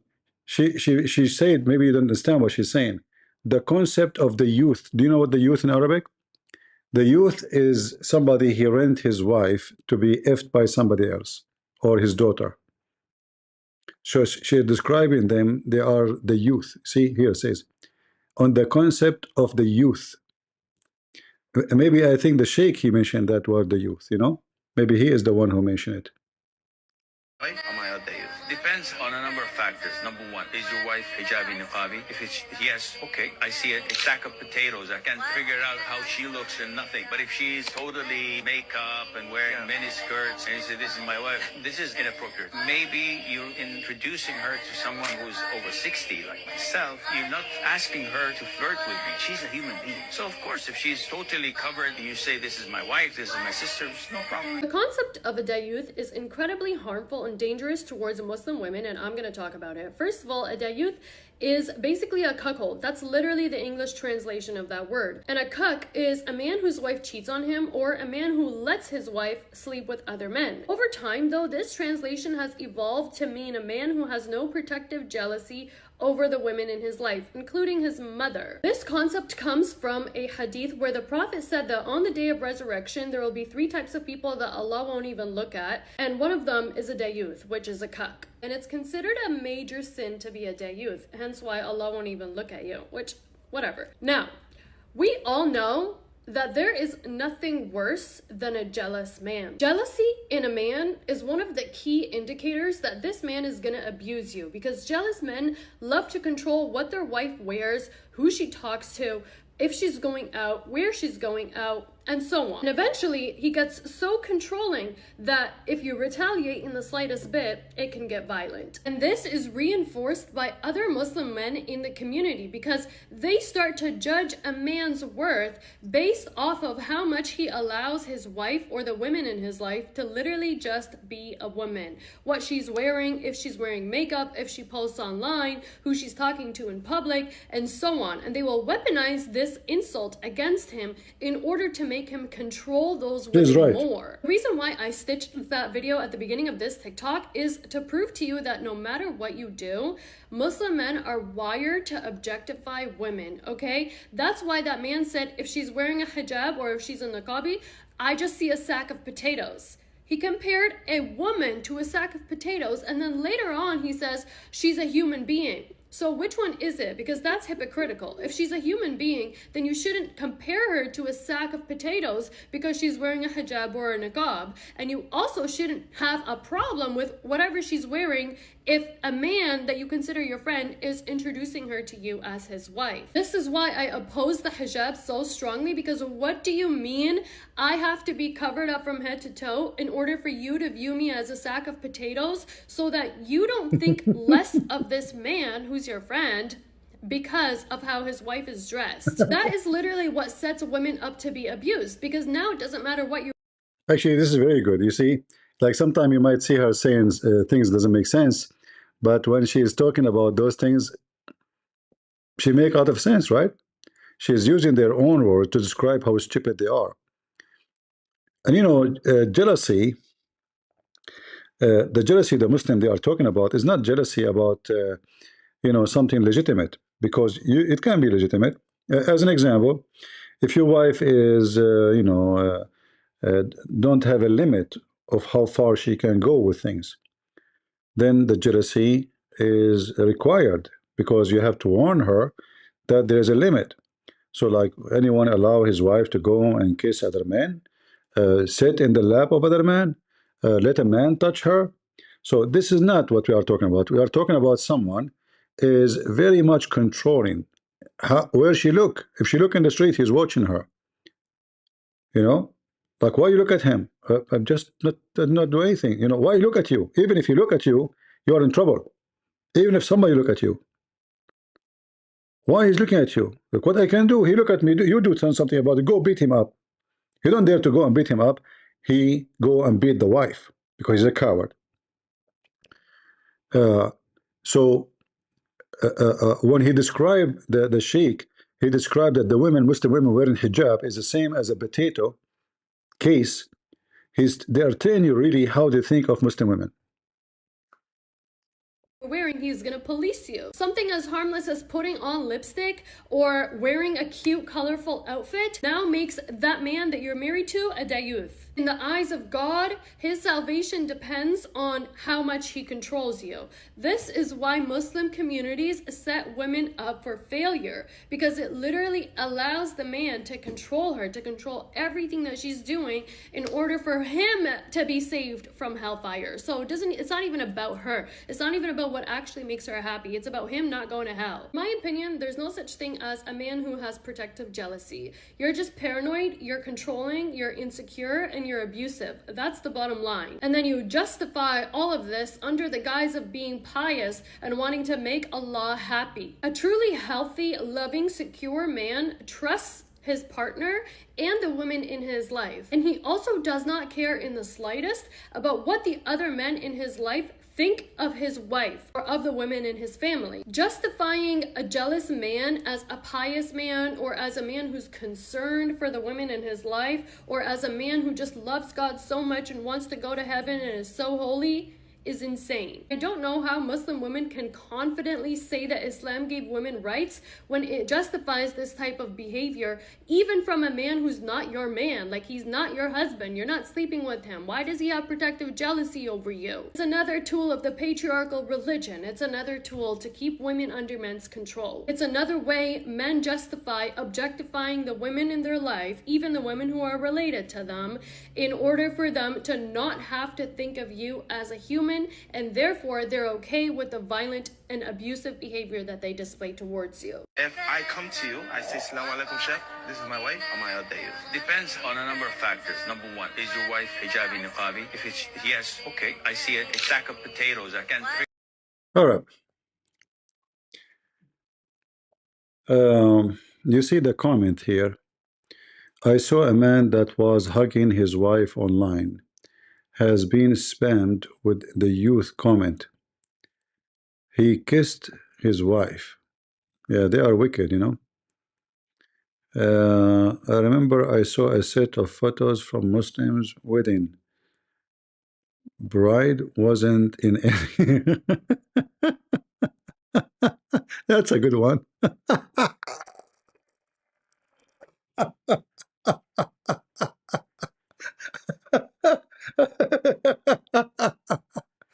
Like, where is the bride?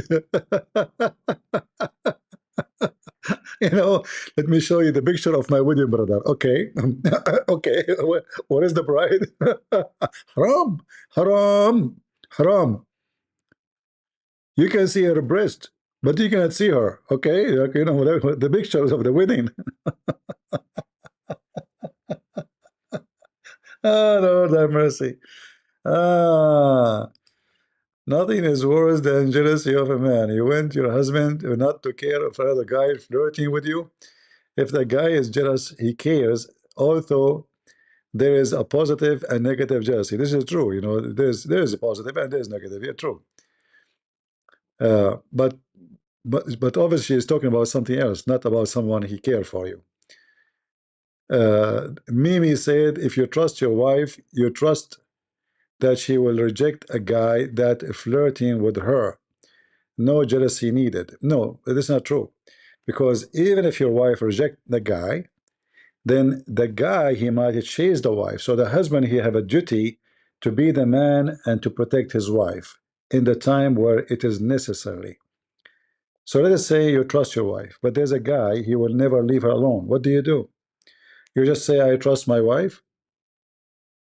That's it. And let the guy harass her, maybe try to touch her, maybe try to do something. That's not the case. Religion of peace. Ex-Muslims are so rare. No, my friend, there are a lot. Here we go, ex-Muslim. I am a Muslim, but I don't believe that they view of I don't believe they view of Islam. I mean, his name is Taqiya. His name is Taqiya, which means he's lying. Uh,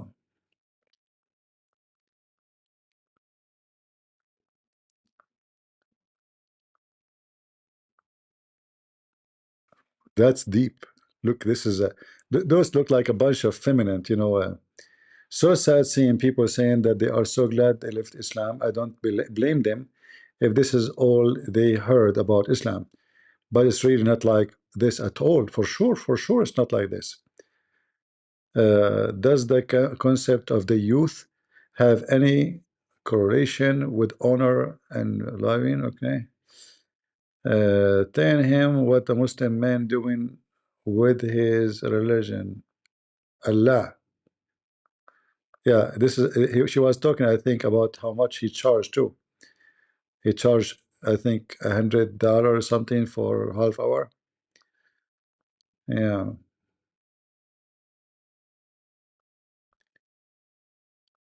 Uh,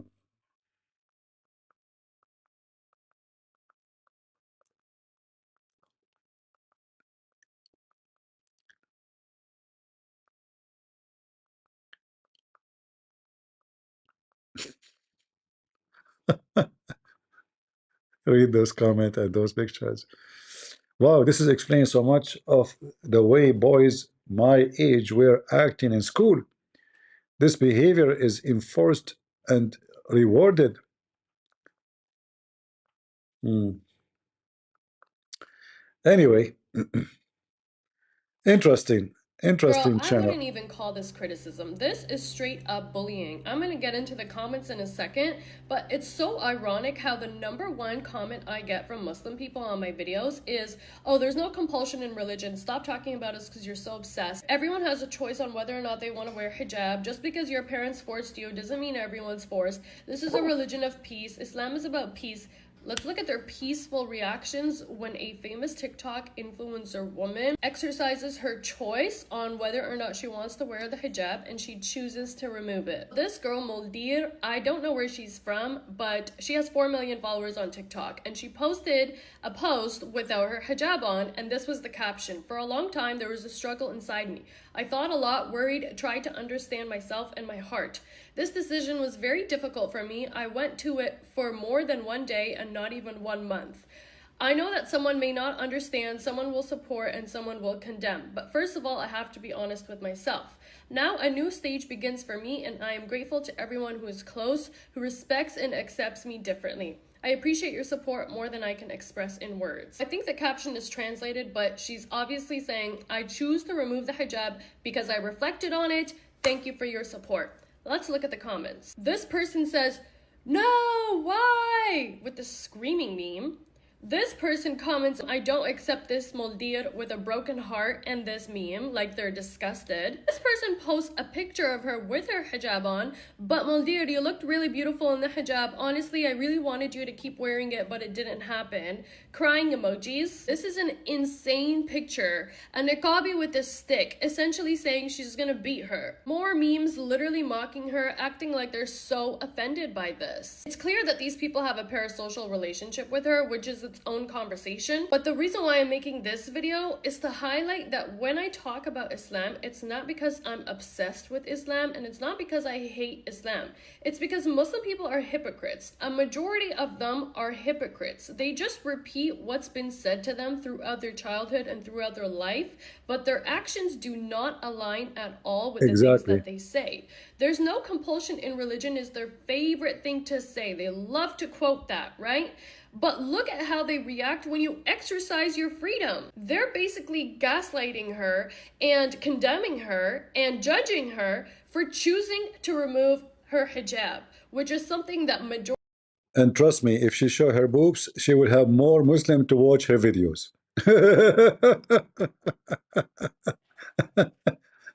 According to Google, #1 country in the world search for sex with animals or rape videos is Pakistan. But everyone in Pakistan, he say hijab is must, brother. Good women should wear hijab, but then when they go to their computer, they want to watch porn star. Are we making things up? We know you.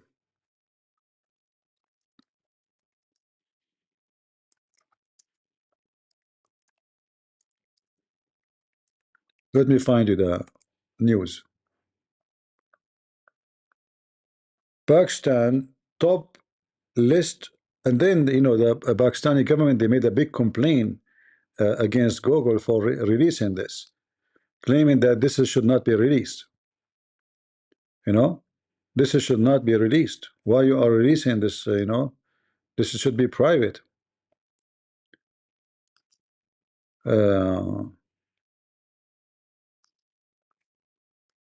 But it's the truth. And since then, Google is not releasing who is the top search porn. #1 nation in sexy web search. Call it pornstar. You are famous, Abdul. Shame and shame in the Western media. This is not true. Our men, they don't watch porn. They do porn. You think he can fool the world with those news? We do porn. We don't watch it. Andrew Tate is our only TV station. Yeah, #1 country in the world who search for porn. And your Quran is porn. And your promise in heaven is about sex and penis. So why we are not surprised? Shame on the media. Watch live. Trump takes questions from reporter during meeting with task force FIFA. Trump, don't be too much positive about the FIFA, because Qatar might bribe them tomorrow and move the FIFA to Qatar again. Trump, I'm warning you, Qatar can take them. All what they need is just big check, like Trump, is the FIFA. We are going to have football game in USA. What for, by the way? Why you want to bring the football game to USA? What is that will bring a victory for us? Seriously. American actually didn't even watch football. They don't. The European football, Americans don't watch it. They don't care for it. It's not like something in America. #2, America don't give visas. How people they come and watch? Are you going to give visa? They don't. Are you going to give visas for those who want to come to watch football? So 20 million people will apply for visa. How many they will get it? That's a good question. And then they are asking now for the visa. You have to make a deposit. I don't know how much, but it's not much really. I mean, people who want to break the law, my friend, will give out $10,000. Take them. He's stuck in America. So I don't know what is a big deal about this FIFA. This is stupid. If I am president of any country, I will never even allow them to play in my country, because this is very corrupt organization, very commercial, have nothing to do with the sport. In the top of that, those who play in those games, none of them belong to the country. I mean, look at the French team. There's no French in the French team. One player from Kenya, the other one from Egypt, the other player from Brazil, the other player. There's no French team in the French team. There's no German in the German team. There's no what. This is a shish kebab. Yeah, this is just a commercial. Stupid. Actually, you should not watch those games. I advise you, because you are supporting mafia. This is mafia. Sport these days are mafia. It's not sport. There's no sport. There's no sport. A lot of corruption. Even teams, they might even lose by paying them, by bribing them. You offer each a player, especially the most powerful one, privately, like, we will give you $10 million if you do this. Don't play good. If you have a penalty, don't miss it. 10 millions, 20 millions. Garbage. The same as boxing. Boxing matches, because gambling, they do gambling. So the mafia who controlled the gambling, they see how much money is put in this guy. which means if he win, they will lose. If he win, they will lose. So what they do, they switch the loser. So in order to win, you have to put the money in the one who sound like is going to lose. You know what I mean? Because the mafia, if everybody put his money on the one who is winning, then the one who controlled the game, he will go bankrupt. It's like casino, you know, like you know who's going to be the winner. So in the last moment, they switch the loser, make him winner, and then they make the money, and all of you lose your money. It's just a form of gambling and stupidity. Anyone here do gambling? Anyone? Especially if you're a Muslim. If you do gambling, my friend, don't do that. Look, learn from Mimi, Hijab, Fifi, all, Uthman. They don't gamble and debate me. That is a big gambling. You see, the Muslim, they call everybody. They call David Wood, they call up EP, they call everybody. But nobody would gamble and debate me. And that is very wise of you, brother. Because if you gamble and debate me, you will go to hell. We will make you shish kebab. What do you mean you don't go gambling? All of you do gambling. What's wrong with you? Don't you get married? Got you busted. This is marriage is a big gambling. You don't know what is inside the box. In the first 2 months, you call her honey. She call you honey. Do you love you? I love you. Oh, I'm crazy about you. This is the first month. Second month, do you love me? Yeah, I told you this last month. Why you're asking again? Sure, I love you. 3 months after. Do you love me? Who? You, me. Yeah, I know the song that says that. Do you love me? Do you? No, I'm not asking about the song. Me, do you love me? Like, who are you? You're not the guy I married. You used to be nice. You used to be friendly. Okay, nothing changed. I swear, nothing changed. Do you wash dishes? No. See? But we did not agree that I wash dishes. So this is, don't tell me you don't gamble. All of you are a gambler. You know, you will go to hell, all of you. You gamble, you marry a woman, you don't know your mother-in-law yet. Just meet her first before you marry the women. Go meet the mother. All right? Especially if she is neighbor, huh? I'm just telling you about gambling. Be careful, be careful. Like once a guy, you know, he in the phone, he speak to me. I said, how you doing, man? I did not hear you for long. He says, man, I have my mother-in-law is driving me crazy. He said, stop by when you have time. I said, okay, if you are coming like by my area. So I stopped by. I knock at the door. An old woman, she opened the door. I said, is he here? She said, no, he's not, but he will be here soon. Please get in. So I got in. Said, do you like to have some coffee? I said, sure. She said, so for how long you know my son? You know, she's his mother, my son.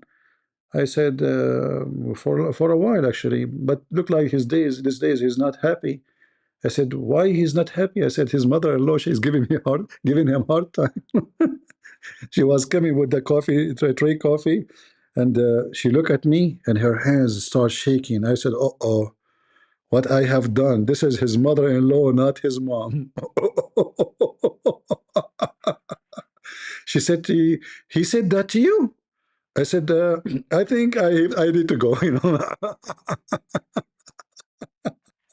I opened the door and I left. And then he called me. He said, what you have done? What you have done? I said, I don't know. How I know that this is your mother-in-law at the home? I knock at the door. She said, yes, I am his mom. What do you want? You know? She told me I'm his mom.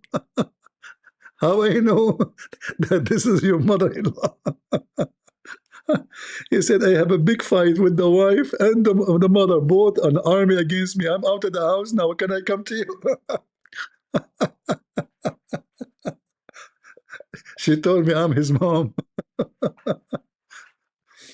And I was saying to myself, his mom, she don't look like him at all. She's a blonde. How come the son is not? You know?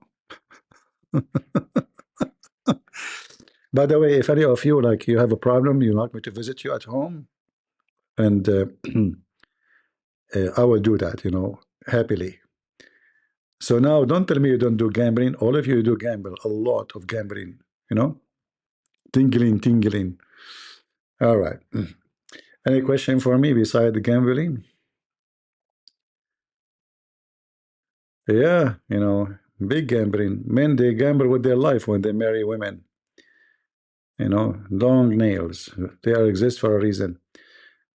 Okay, let's change topic for security and safety reason. I mean, look, this is your wife. So imagine what will happen. I think and personally believe that the reason why the Prophet Muhammad was narrated to have said take care of women before he died was because he had a guilty conscience. And the way that I came to this conclusion was by reflecting on my own recent interactions with a man, because I did start dating again. The thing about becoming more spiritual is that your dreams give you the answer to everything that men are not willing to tell you. So I went on a couple dates with this guy, and I knew there was something that I needed to know about him, but he was not telling me. He was not giving me answers. I would ask questions and they were just like very nonchalant, dry answers. So the answer came to me in a dream. And my dream basically confirmed that this man wants to have a spiritual ascension, but he's afraid of it. So I was journaling this morning on the fact that a lot of men are scared of having a spiritual ascension. And I came to the conclusion that they're scared of having a spiritual ascension because it means they have to surrender control. And when they surrender control, they experience magic. And men don't like magic. They don't like to experience magic because they can't logically explain it. It terrifies them. Throughout all of history, men have a track record of condemning and unaliving women who practice magic because they don't want. Women who practice what? Ooh. Harut Marut. I'm going to control you, Shartut. Women, look guys, we just discovered more stuff about women. Women, they practice magic on men. What the heck? You see guys, we are victims and we don't know. Hey men, why we don't make an army to fight the magic of women? Who want to join? All right, let me put my armor. Hold on. Now I know. I thought I'm going to fight the Muhammad army. Look like I'm going to switch my career. Give me a break. Who want to join me? I'm telling you, we are at risk. We men, we should be united to fight women, and they want to put magic on us. Huh? So like what the first magic women they do on the men, they would those eyelashes, you know. She stand in the front of you and she blink like blink, blink, blink, blink, blink, blink, and the guy like he melted. Ooh, what she is doing to me? Like whoa. And then those lipstick, you know, like red, blue, all rainbow, you know, all the stuff. And then the paint in her face, you know. And then when she convinced you that she is sad, you know, the ink will come from her eyes, little ink, you know. And then she's crying, and then you have to buy her something because you know she made her sad. You know, like what about a ring? You know, the diamond. It's okay. We accept diamond. You know, if not diamond, we can take cash, no problem. You know, magic. Those men, they are afraid of magic. Really? Mean. Thank God I'm still single. Go, go, go. Teach us more. To surrender control and experience magic for themselves. And the reason why is because they're scared of it. That's the bottom line. Their fear is what fills them with so much hatred towards the women who are unafraid of surrender. That's why men, especially men like the Prophet Muhammad, created religion. Because if you actually dig into the story of the Prophet Muhammad, he was schizophrenic from childhood, okay? And people told him that he was possessed by demons. This is true. My theory is that he was experiencing some sort of vision or initiation into spiritual ascension, but he could not surrender control to it because he's a man. He has a tendency to want to explain things logically. So what he did instead. What do you mean by surrender? Well, surrender to what? Guys, anyone understand what we should surrender to what? Anyone knows what she's talking about? We will surrender what exactly? What? Is place the same fear that's in his heart of magic, of the unknown, onto everyone around him in order for him to not be the only person who's carrying around this fear. I'm not trying to slander the guy, okay? This is just basic male nature. This is male human nature, okay? They want to have control. They don't understand that true power comes from self-control, not from control of other people. And you see, in theory, maybe, but in reality, no. Because a president, as an example, he is a president because he controls all, not because we control him. A judge, he is a judge because he controls. He can put you in jail, not because we can put him in jail. And the list goes on. So human society is based on control. And if we don't have control, the society will be screwed up. We will not have law and order, and the control go from inside the family. As an example, if the child, he do as he wish, whatever he wish, then you will have a very screwed family. So what you are talking about, you are messed up. You are totally messed up. There's nothing is called, you know, life without control. We have to control ourselves. In the same time, we have to control others, but not the way you are talking about it. The guy, he did not do anything to you. He did not ask you for anything, yet accuse him of controlling you because you are weak. If you are really strong, you will not feel that he is trying to control you, even though he did not, like she did not mention anything. What he did, nothing. But because you are weak, you take anything he say as an act of control. So if a man, he say to the women, I like you to wear this dress. Oh, he's controlling me. No, he just told you what he like. You don't have to be with him. If you liked him, then you like what he like. He like it. Same, you can say that to him. This is not about he control you. But if you are a person who is traumatized by coming from a society like the Muslim society, then you judge all men by the same concept you have about your garbage religion, which is Islam. But a woman, she have a husband, he have no desire of controlling anything. Why she want to marry him? Why a woman she want to be with a man? I mean, what the need of a man if this man, he control nothing? What his job exactly? Does he have a private part? What make him a man and what make you a woman? So a man should be in control, and you yourself, when something go wrong, you go and call a man to help you. You cannot do what the man can do, can you? If we have an army, and this is an army of women, are we going to prevail? Girl, I wouldn't even call this. Hold on. Are we going to prevail against the enemy of men? No, we will lose the war. Is that correct?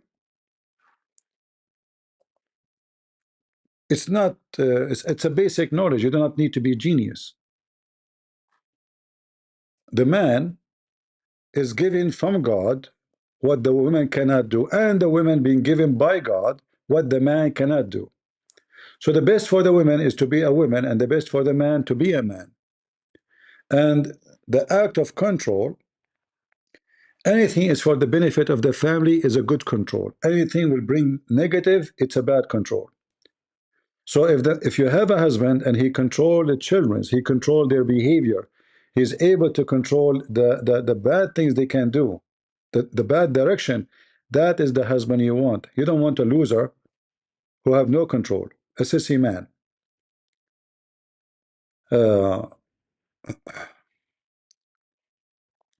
Not our topic, my friend. No, we are not talking about the Trinity. Later you can ask me. In fact, I say to you, never marry, if you are a female listening, never marry a man he don't like to control his house, because his house will become a farm. You see, she started talking about jealousy, and obviously jealousy for her is a form of control. But there's a very good jealousy. A person who loves you, he cares for you. So he gets jealous, but he is not a person who have a phobia, like somebody look at you. So jealousy is a good sign. If a woman, she like her husband, she would have jealousy. But she should have the right jealousy, which means not anyone look at him, she go crazy and jump on him, you know? So jealousy is about love, not about owning. If we try to own the person, that is a negative jealousy. The same as, you know, God. Our God is a jealous God. What does that mean? Is he, you know, he's trying to destroy us? No. His jealousy is a wonderful jealousy. So when he sent every way to save us, that because he want us to be with him. He is a jealous God. He don't want you to be a loser. He don't want you. He love you. So that is a good love, and that jealousy is what should be in every house. So when the Bible describes marriage, we talk about the man, he should give himself to the wife the same as Christ gave himself to the church. So the man is the leader of the house, but the leader of the house is not the one who beat women, is the one who protect his women, is the one who sacrificed his life to defend his house, including his children. Is not the one who hide under the couch. So if you are seeking to marry a sissy man, well, why you need to marry anyway, right? So those, you know, this is a stupid feminine, you know, a reaction, have nothing to do with reality. And I always advise you, I advise all ladies, you know, if I have a daughter, and she want to get married, and her husband never used a gun, he do not know how to use a gun, he don't know how to defend himself, and he looks so sissy, I will never accept him to marry her. If it's up to me, I will tell her my opinion that this guy does not fit for you, because who is going to protect you when a thief he enter the house? Who is going to defend you when you need defense? And if you say I do not need, you are wrong. Don't you see robbery, killing, rape everywhere? You need to marry a man because he is a man, and the man he need to marry a woman because she is the woman. So the woman is beautiful, not because just God he made her beautiful for in the eye of the man, but because she have a beautiful heart, she have a beautiful mother heart, she is a wonderful you know, a person who give the man let us say a comfort, not necessarily sexual comfort, because sexual comfort is for both they need it, but comfort is a trust, you know, a person I can share my sadness, my happiness. The same with the women. You know, when she have something wrong, she have a strong man next to her. She feels strong. She's not alone in this life.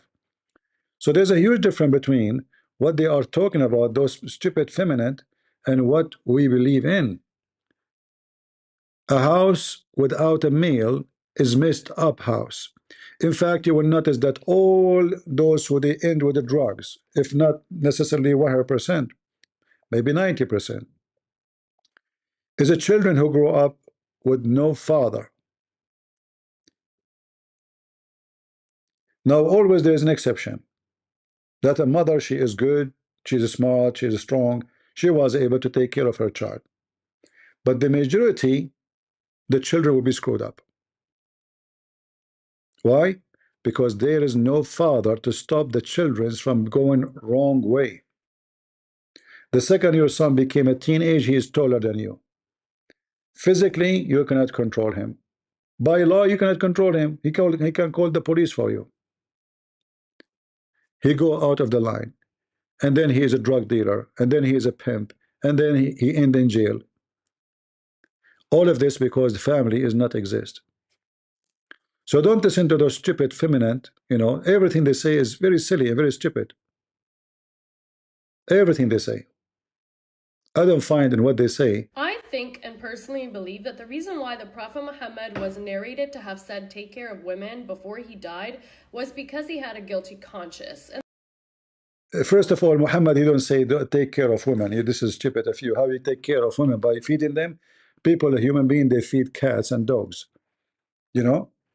That's very normal. If you have a woman in your house, you don't feed her, you are ignorant. You do not know what I'm talking about. Let us see a different video. We saw this one. And how come this time you don't show your chest? Huh? Surrender. A lot of hijabis have to tell themselves that they're wearing the hijab for God and not for men, because if they acknowledge the fact that they're wearing it for men, then they also have to acknowledge the fact that they're male-centered and that they're pick-me's and that they don't have women's backs. They don't support women. They're not girls. They care about male validation, and the reason why they care about male validation is because they've been conditioned since childhood to care about male validation. Everything since childhood has been about covering your body, covering your hair, not tempting men, not being desired by men, not being distracting to men, not drawing too much attention. No, this is not what Islam teach. You see, the Muslim women, they are not dressed up so they will not tempt men. In fact, it's the opposite. The Muslim women, they are taught that when you dress like this, the man, he will desire you more. Why? Because he cannot see what is underneath. So he will have extra desire to see what is hidden. To make it simple, it's always more exciting for those who want to do adventure. Why? Because they want to discover things, not because they knew what is there. So they go on adventure, climbing mountains, go into the jungle, because we want to discover. If everything is discovered, the point of going there is gone. So Muslim women, actually, when they cover themselves, they become more desirable sexually. And this is why hijab always failed to protect Muslim women from rape, sexual harassment. I can show you videos of a woman walking in the street and like 10,000 dogs, which men, following her because everybody is sexually hungry. Covering the women did not prevent anything. It make it more horrible. Always taboo bring the opposite.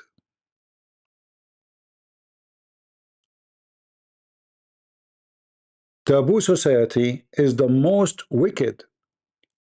If you remember, I made a video a long time ago, long time ago. I found from Muslim TV, and I translate into Arabic, into English. And this was a doctor from Saudi Arabia, army hospital.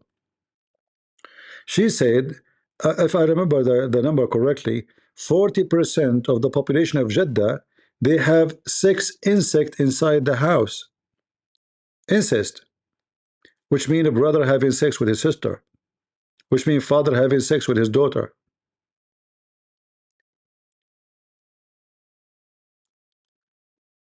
A Muslim woman, she have a very high percentage to turn to be lesbian, and a Muslim man have high percentage to be a gay because of Islam. Why? A Muslim girl, she can invite her friend to sleep over in her bedroom. Can I invite my cousin? Sure, she's a girl. Okay, you go to the room. They are teenage. They are horny, but there's no men. And everything is taboo. So what they do? They practice together. Same for the boys. They cannot see women. You cannot talk to girls. The only one you see is either your sister as a girl or a boy. So you direct your sexual desire to one of them.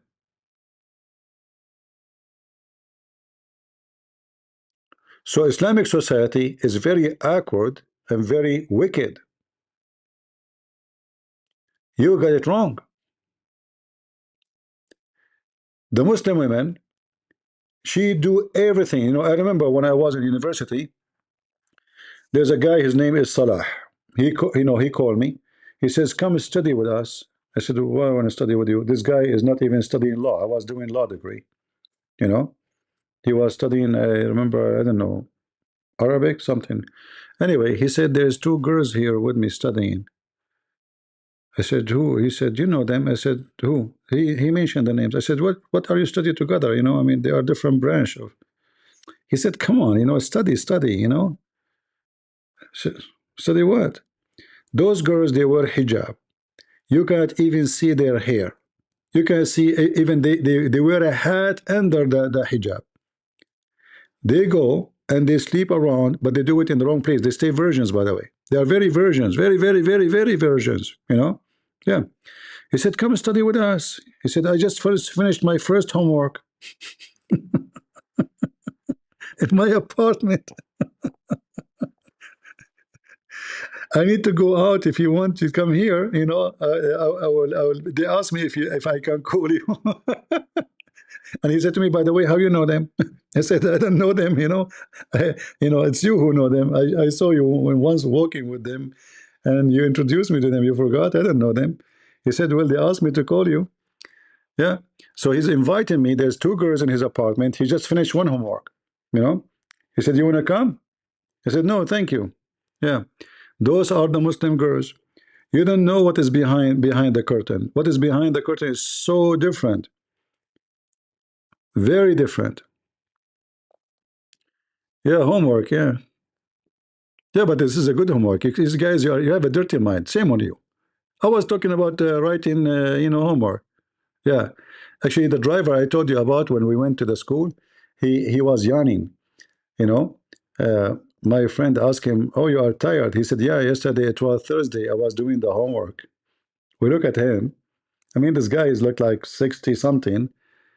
And, for us as a student, we know homework usually attached to school, right? Like homework, like. So he said to him, you go to school? He said, to what school? He said, do homework. He said, yesterday it was Thursday. We have 3 girls in the back, so he didn't want to say, homework, Thursday. Oh, okay, the Muslim, they do their homework every Thursday. Friday is off. They do usually have sex only once a week, every Thursday. So Thursday is when they write their homework. Yeah. Yeah, so, as you see, they have a very wrong understanding why women, they wear hijab in Islam. I think, and personally, girl, I wouldn't even call. If I come to Dayuth calling leave. Why? Honestly, I really Why wish. does thing keep jumping? Honestly, I really wish there wasn't such a heavy emphasis on virginity in Islam, because I do believe that that's the reason why so many Muslim men are absolutely insane.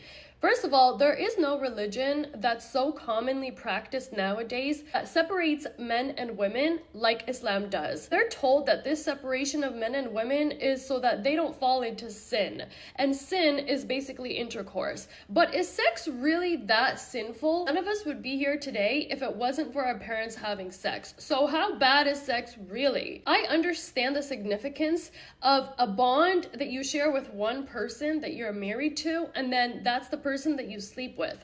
But the way that Muslim people are conditioned and raised from childhood is essentially stay a virgin and don't mingle with the opposite gender, and then one day when you get married, you can do all those things. And it just doesn't make sense because they're not properly educated on how to have a sexual relationship with their own body, and then on top of that, their own.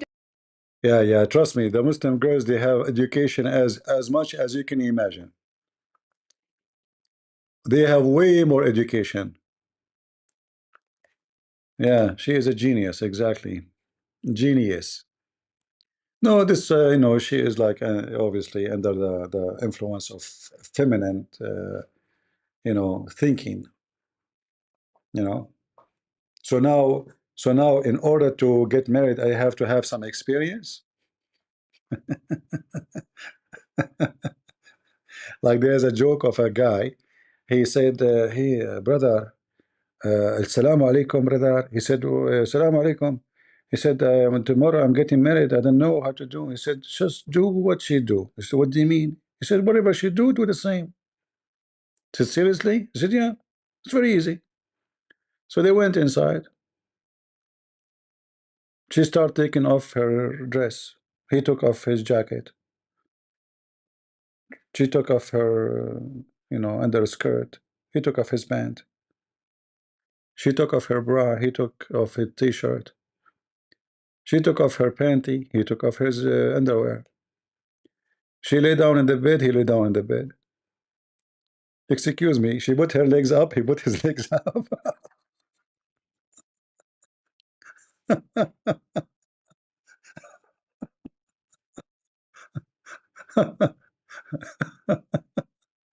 See, I told you Muslims don't have education about sex. What are you talking about? At the age of 6, a girl in Islam, she is ready to get married. You teach them sex like from a very early age. What this woman is talking about? Muslim girls don't. Okay.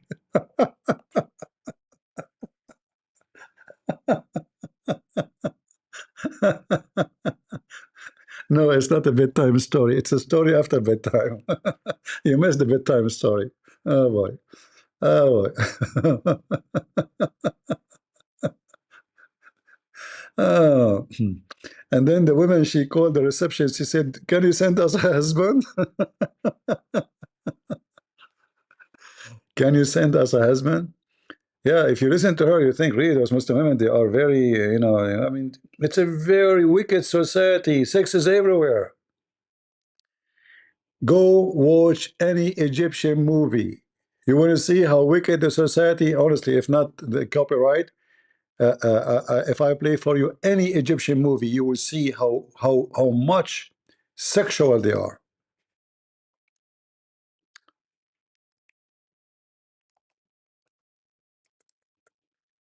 Uh,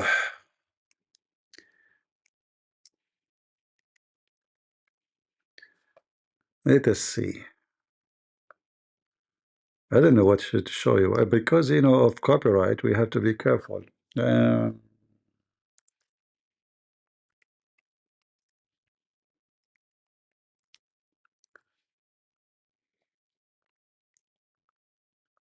what I will show you.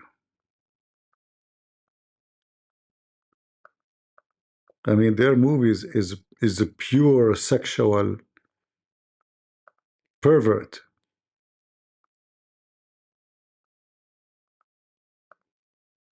It's like India movies, Pakistan movies.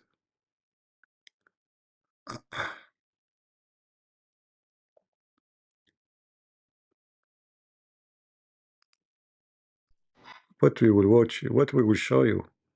I'm afraid to show you. All of you are under the age. But forget. I will not show you.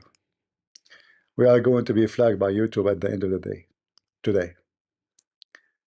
Yeah.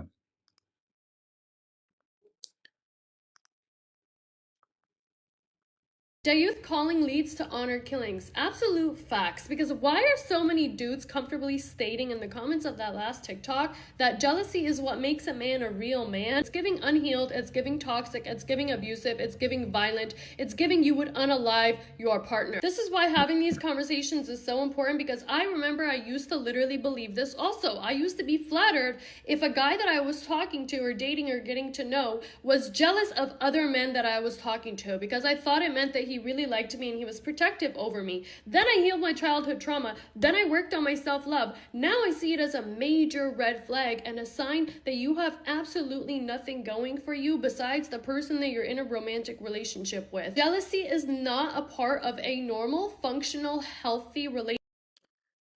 Just shut up. Let us see if you have a husband and then you find him holding a woman and hugging her. You will not bother, right? You will say, whoa, so what? I don't care. Yeah, if you don't care, really, that means you don't care. That means you don't care to call him even your husband. He's just like those people, they call it open marriage, you know? Like what this guy, the one who was debating, whatever his name, the one who came to debate me, later they found that he was sharing his girlfriend or his wife with somebody else. So there is men who they are pimps. They are like that and look like you like a man who is like that, and obviously anyone who want to marry you, why in the world he want to marry you anyway? What the point of this marriage? A person like those women, they should not get married. They should not, because you don't want to be having anything for them is a controlling, right? Anything is controlling. So why you want to be with anybody?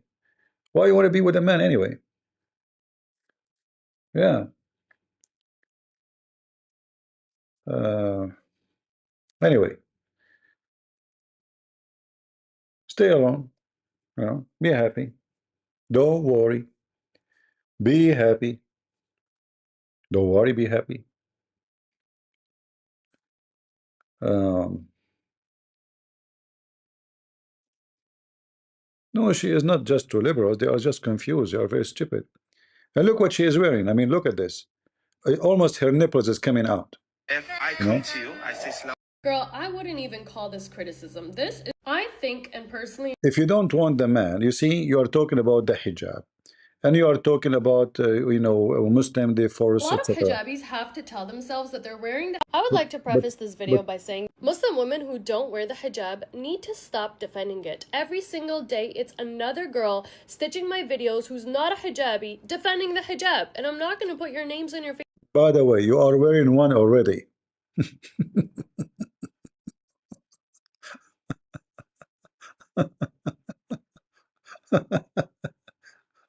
You are wearing a very thick hijab. Anyway, stupid is amazing. Any question, guys? Women, don't let men control you. Men who they are controlling, stay away from them. They are evil.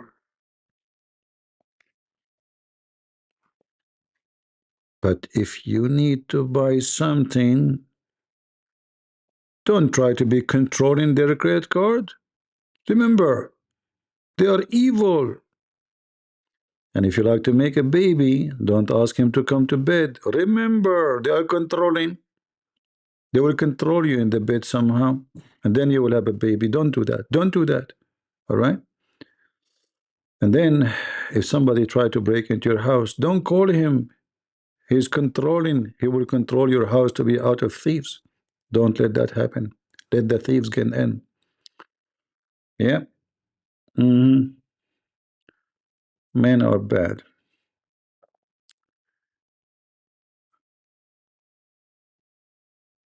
Men are bad if they are not men.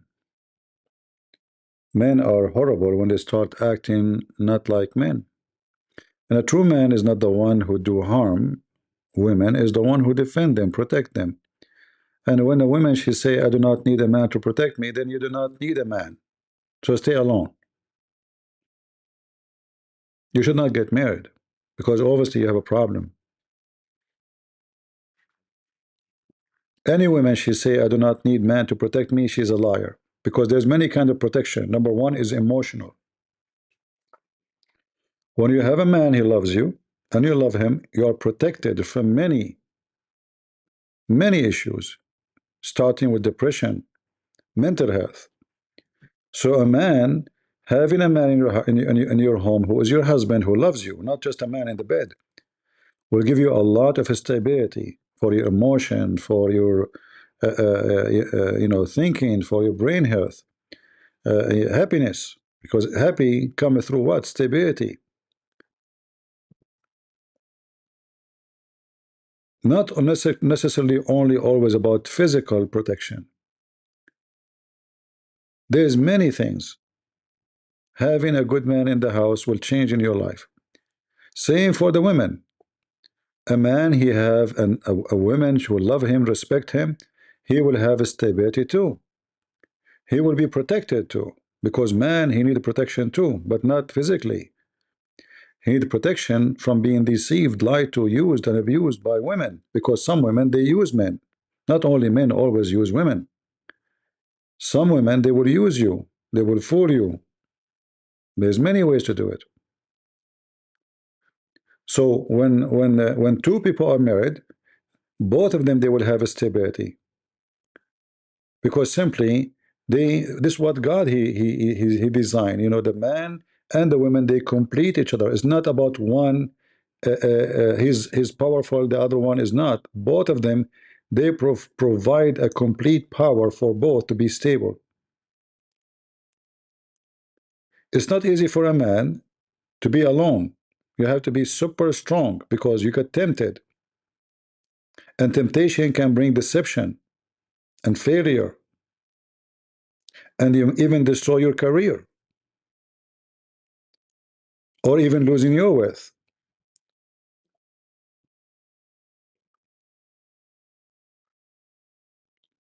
So those who think about who want to control who, they are just a bunch of stupid. You see, if you love a woman, and the woman, she loves you, The exchange between them is not control. And you should not see it about control. You should see it about what is best for us. So if somebody at the middle of the night knock at the door, it says the man should open the door, not the female. Why? Because this is the best of us for such a position, for such a job. It's not because he controlled the house. It's because he is now the best for this. When it's come to the child who is crying, he is suffering from some issue with the mother, she is more close to him. She would do a better job, but not always, by the way. Men, they can do even sometimes even better job, even in that. But I'm giving you an example that the exchange of let's say a duty will not be seen as an act of control unless you don't love each other. If you love each other, you will not see it. So if I am married and I say to her, can you make me a cup of tea? Is she my maid? No. Because she loves me, she will be happy to do it. My dad, he used, when my mom is sick, he bring her the breakfast to her bed. He bring her tea every morning before he go to work. And my dad is not a cookie, you know, he's a real tough man. Every morning he wake up so early before everybody. He make coffee for himself and coffee for my mom. Is that because he's not the man of the house? Trust me, he is not an easy cookie.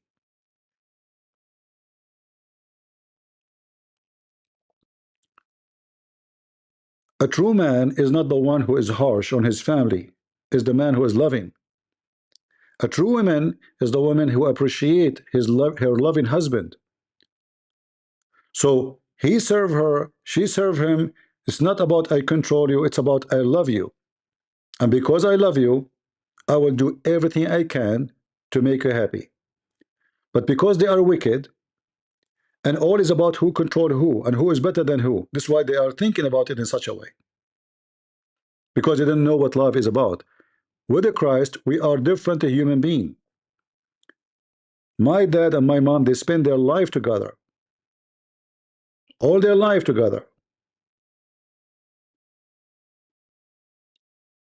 Who is controlling who?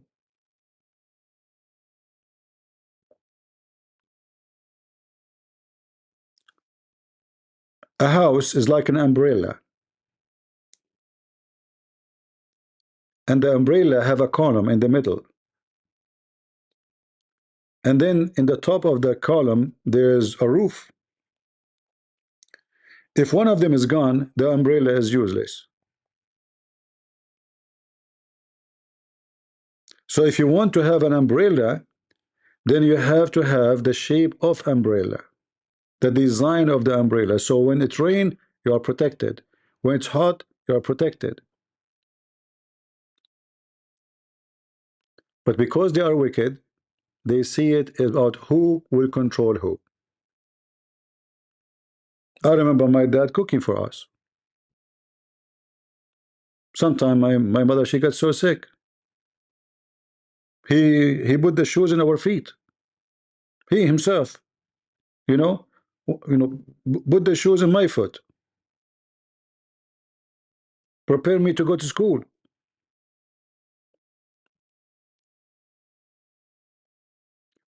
Muslims, because they don't have marriage. Muslim, they have a sexual contract. The woman, she is there just temporarily. Even the man is temporarily, because tomorrow I will have a new husband. So the word husband in Islam does not mean someone he is a spouse. It means someone is in the bed today with you, tomorrow we do not know who.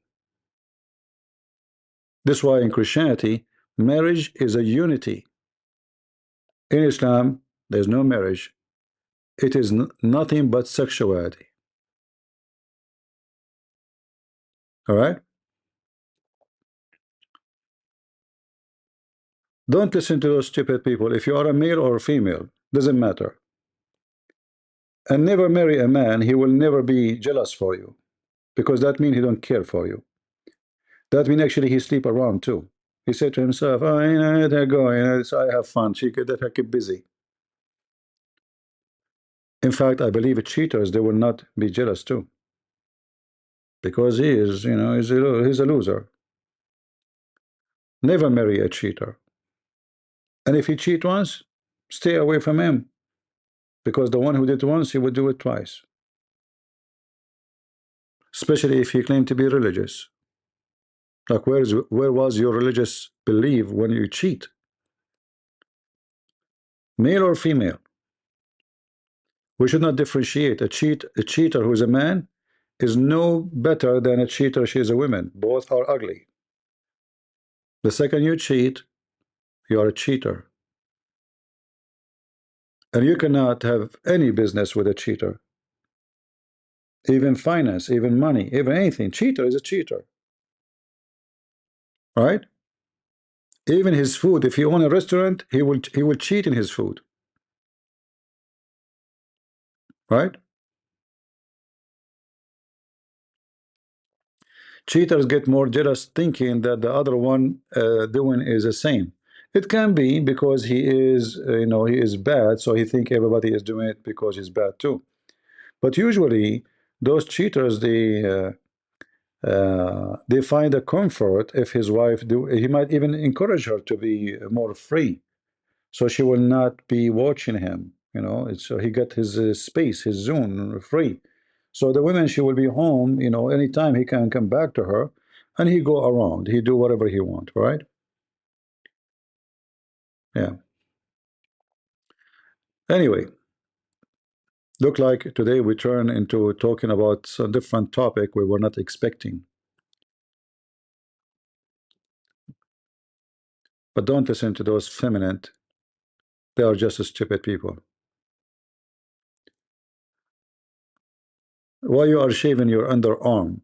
Why you don't grow hair in your body? If you don't, you don't a man to be controlling you. Why you are dressing like this? Is that for you? Are you trying to fool yourself? You put all this makeup just because you like to look at yourself in the mirror, or because men? You dress for the men. Otherwise, just go normally. Why you want to wear makeup? Why you want to put all those things in your ears? What are you hanging in your ears? You spend, God knows how many hours she spent just to make this makeup in her face, and then she will spend 3 hours to remove it. For what? For men. This is reality. So they say to you that we are feminine, but the fact they spend their life is just putting makeup, taking off makeup, putting makeup, taking off makeup. For the pleasure of who? Men. In fact, you are obsessed with men. It's obvious. Even though you claim you don't. Because if you don't care, you will not do all of this. Painting. It's called narcissism. Okay, maybe. I'm not a psychology expert, but life teach you, and the way you dress, the way you act, it teach about you, give message about you. If a woman, she don't care for men, she should not dress like this. She does not take care so much of her face. You should not. And I will give you an example like me. If you see me, I will be the last one any woman will look at. I don't care what I'm wearing. I wear, the most cheap clothes you can imagine. Jeans for $10, a sandal. I don't care.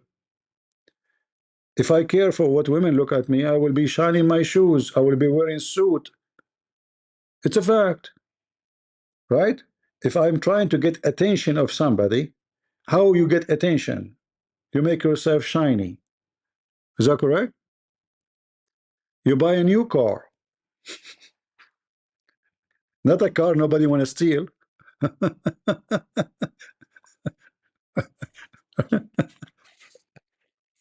So the way you dress is a message, is the outside of you. It's a flag. So look at me, look what I'm wearing for you. Look at me, what I'm dressing. So if you don't care for men, you should not dress this way. All right. So in one hand, she keep talking about the man, the man, the man, and she spent all her life doing makeup. In fact, I feel sorry for you. I mean, she is young. She is not old. If she is old, I would say, you know what, she is old. She have wrinkles. She will put makeup. No problem. But she is young. But look how much time she spent. You can tell she spent all her day just to make a video for 5 minutes putting makeup. All right? I mean, look at this.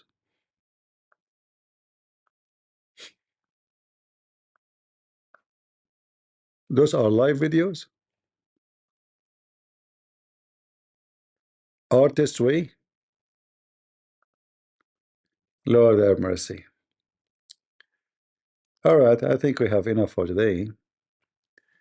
CP is a true Arab. No, I am not thinking like Arab. In fact, the Arab, they don't think this way.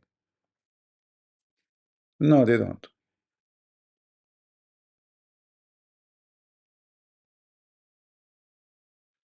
All right.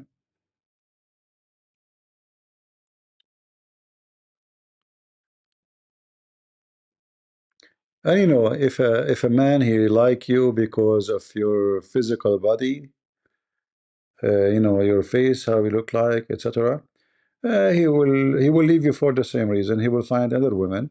She have more features, if we can say, better than your features. It's like, you know, some men, those men who they go after women who spend her life just doing decoration for herself. The same reason he like you, which is your decoration or your physical features, is the same reason he will leave you, the same as he chose a car. Because you made him think about you in such a way.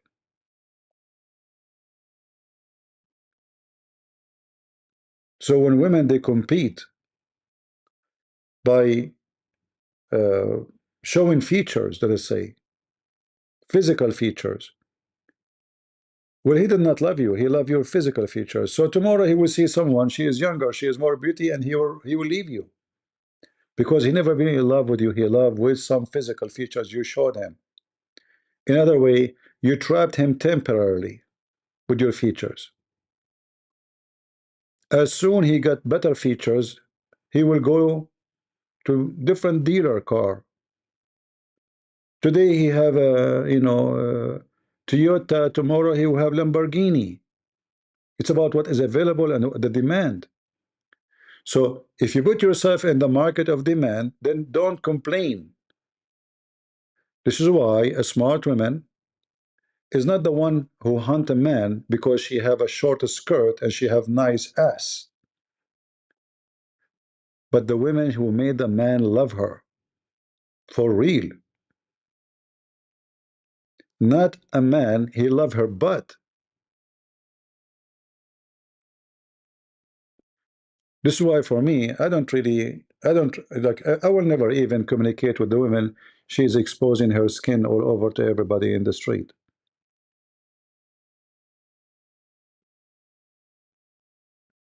Why you are doing that? You know what the purpose? You're trying to get you know, the attraction of everybody. But you know what? Guess what? I will not be one of them. If I want to have a woman, she have to be special to me, and I have to be special to her. And what is special between us, that is called love. Not because she have a nice body. All women, they have body. All women, they have a breast. God made you this way.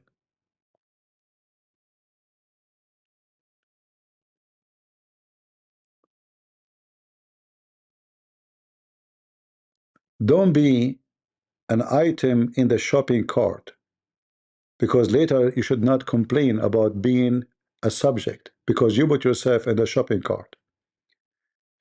If a man he go to nightclub and he meets someone in the nightclub, I mean, both of you are nightclub people, so club together, and then I like him, he is cute, we dance together, and then we go to bed, and then after 2 years, 3 years, he want to marry you, right? But he will go to the nightclub again and he will meet other girl and he will notice now it's not you who's looking for, because he's a club guy. What he liked about you, it was a club features, right? My husband tried to dress me like some bum from the street versus sweet and tie, and he got treated differently. Also has to do with how carried himself. I don't know what that means. Bum. What bum mean, guys? My husband has tried dressing like some bum. I don't know what you mean. What bum mean? English, not my first language. Sorry. What does that mean? Anyone can translate to me?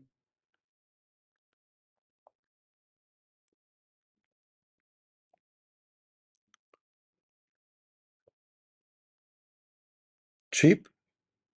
Okay. Well, you know, if I don't like to wear suit. I hate suit. The second I wear a jacket, I feel like I am in jail. I feel I'm captured by police or something. I feel like those, you know, in the movie you see them, they have this uniform, they tie up your arms with the white coat. This is exactly how I feel when I wear a suit. Even my voice change if I put a tie. I hate it. But you have to have a balance, not necessarily, you know, wear, you know, stupid stuff. But when I say cheap, it doesn't mean something ugly. I mean, it doesn't cost much money. What's wrong with jeans? Nothing wrong. Sneakers, $5 t-shirt. That does not make you bad, you know? Stay humble and don't waste your money on something will never be useful for you. I can say if your business is related to some, you know, professional clothing you have to, then I can say you have to, what you can do. But don't waste your money in stupid things. All right? Bum like a loser? I don't know what that means. How a clothes will make you a loser?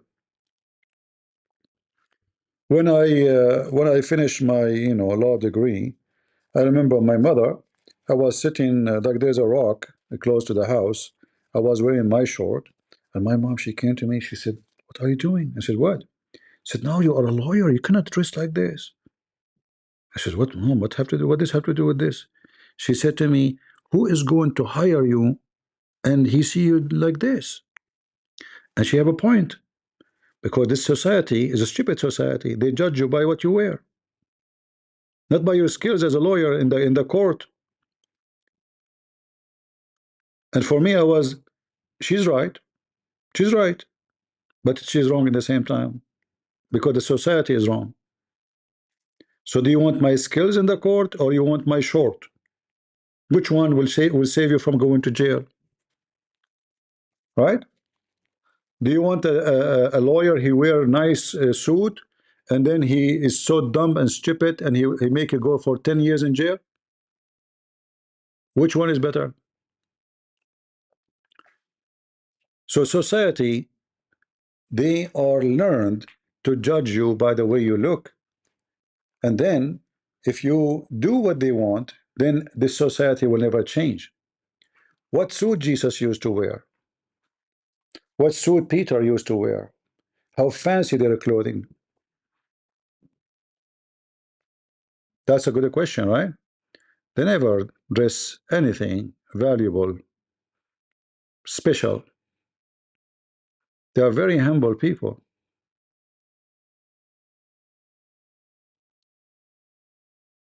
So when you bend down to the wicked society and you dress as the society try to force you, then you are consumed by this society. This is why since I was a kid, I don't care what people say. I dress as I wish, not as they wish.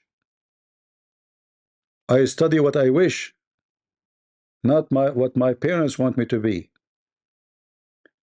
I do always my choice. I will agree with the society if the society is right, which means not everything the society they call for is wrong. But if it is wrong, I will not take it. And I learned in the same time, because I came from many like different culture from the West. I learned to keep what is good from where I'm coming from and add to it what is good to where I went to. So where I came from, there's some good culture, not all of it, some.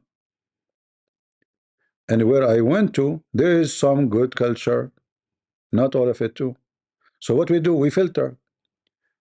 We filter what fit with my Bible, with my biblical teaching and believing.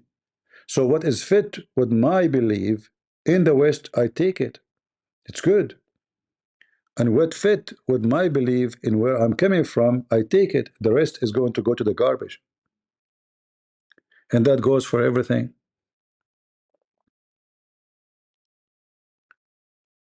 Don't dress what people like you to dress. So you see those women, they are wearing, the skirt is getting shorter and shorter and shorter, because many women, they think that this is the way to get the attention of the man. But I will let you know, and I'm being honest with you, the man, he never have attention to you. He have attention only to your butt,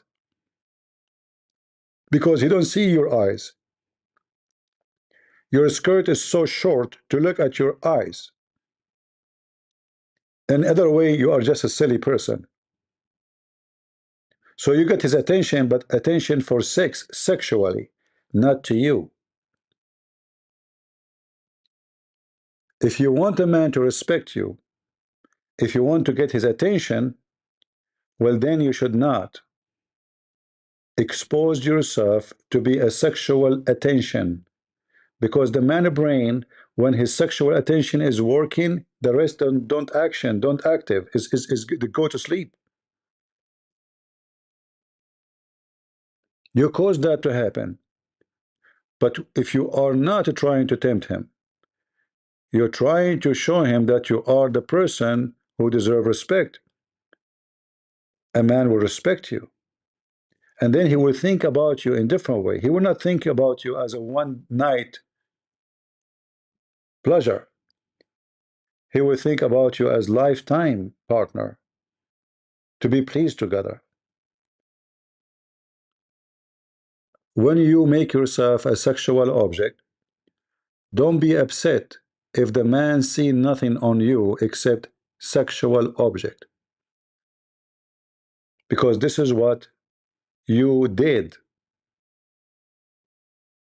right?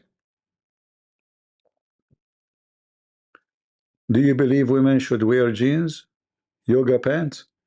Jeans, nothing wrong with it, but those tie pants are very horrible.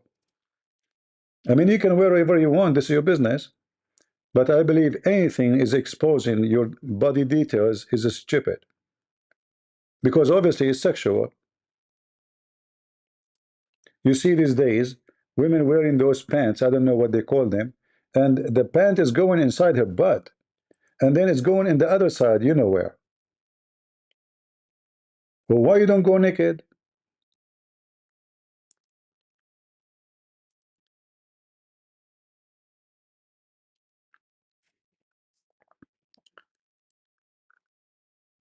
Don't put yourself in the shopping shelf, because then the man, he will understand that you are for sale.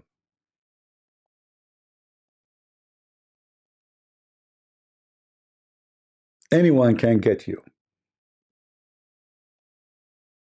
and that will make you look cheap. And men, they don't like cheap women. They like to sleep with you, but they don't like you to be a wife. Do you understand? All the men, they will like you, but they like only sex with you, not you. So you get them there, but nothing more.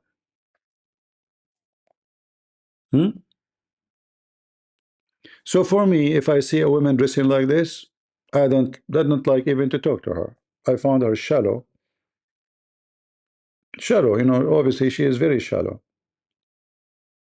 If I see a woman, she is wearing those what do they call them, eyelashes, you know, the boing, boing, boing, don't say hello to me. I find you very silly. I don't find you pretty.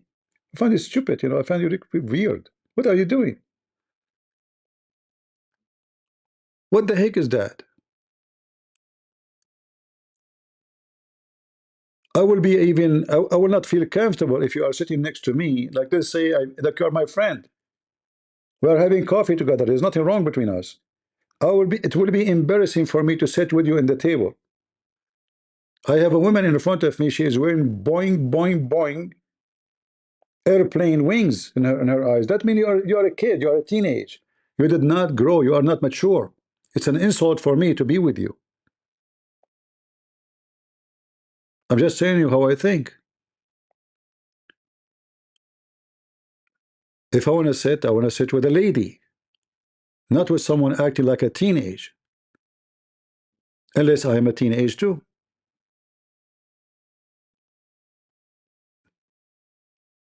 You look silly, you look stupid, you look dummy. You look everything not right.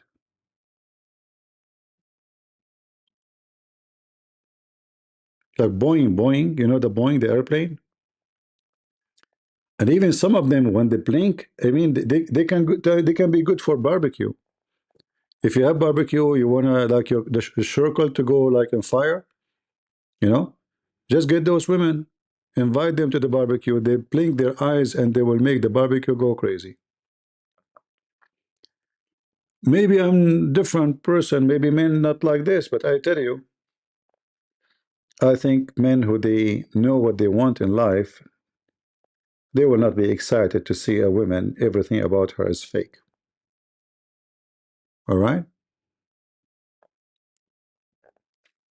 I hope I did not hurt the feeling of some ladies here. Did I hurt the feeling of somebody? Yeah, boing, boing. Yeah, boing, boing, boing. Tingling, tingling. You know? I mean, you see this girl we are, you know, talking about today. You see her without makeup, she's a different person. So if the man, he saw you like this, and he like you like this, and then when you wash your face, you look totally different, and then you will have a problem because he never met you before. Like, who are you? He fell to this face, not to the real face.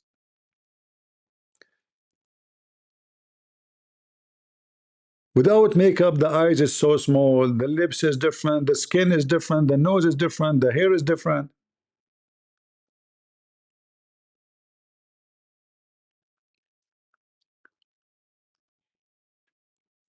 He wake up in the morning, he asks you, who are you?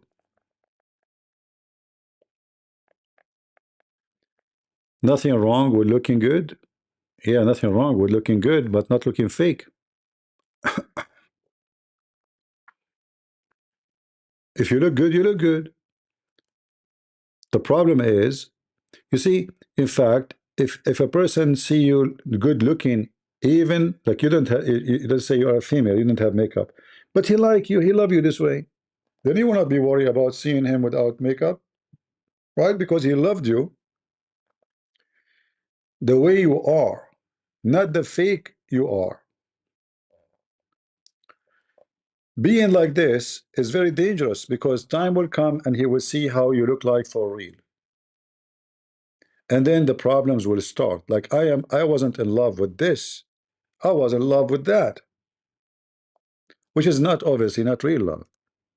Because it's based on cheating. You cheat in your, you know, your look. Right? Beauty is subjective anyway. This is like a very flexible sentence, like the Muslim underwear. Beauty is subjective or anyway, right? No, beauty is a beauty. But the beauty is about priority of the person. So a man, he might like a woman, she have a certain, let us say, he don't like overweight women. This is what he like. Other man, he like the opposite. He don't like the skinny women. It's not what, you know, it's about you. If every one of us, beauty for him is something different. It's not a standard. There's no standard of a beauty unless you are working in the fashion world, which is about sickness. A woman should look like bones, and this is supposedly fashion. But a human being in everything, every one of us, he have a different fingerprint. And that is exactly the same for how he see beauty. So you might find a woman, she don't look attractive at all, but there's a very handsome guy, he love her because he saw her beauty. He saw in her a beauty you did not see. So when we say subjective, it's true and false because, you know, it's not about atmosphere or let us say circumstances of things around us. It's about who are you. But there is a general, let us say, standard of if you are fake and you made somebody love you because you are fake, that will not last for long. Because as soon the person he discovered that whatever he love about you, not only your look, let us say you fake that you are a respecting person, a person who respect. So when you are in the first stage of your relationship, you call him, you speak nice words, you never use bad language, and then the real you appear, and then you start using filthy language. You will end a very, very unhappy ending. So it's not only about fake look, it's about fake talk, fake look, fake love, fake interest. You see, like if you wanna study the fake, the best example is the Arab, Middle Eastern. So the Middle Eastern, let us say somebody engaged. So they sit together. You know, the society is very, you know, strict, you know, rule, even though things is lousy behind the curtain. So the question, the serious question now, what music you like? I like this music. Oh, I like it too. Even he don't like it, by the way. But because he like this girl, he wanna have her. She's pretty. Or maybe she is pretty rich, you know. Middle Eastern, they worship money. So each one of them, he act as much as he can to convince the other person that he is the one or she is the one. All right? And then they get married. And then as soon as they get married, they notice that everything they heard before is far from reality. Extremely far. It was an acting stage, a nice movie, an Indian movie. This is why their marriages is horrible. And if you listen to the feminine, you will end in a very, very bad future because they made you lose the most attractive thing about you. The feminine actually don't make you a female, they make you a male. You see, the name is about being feminine, right? But the act is about being a man. It's not about being a female.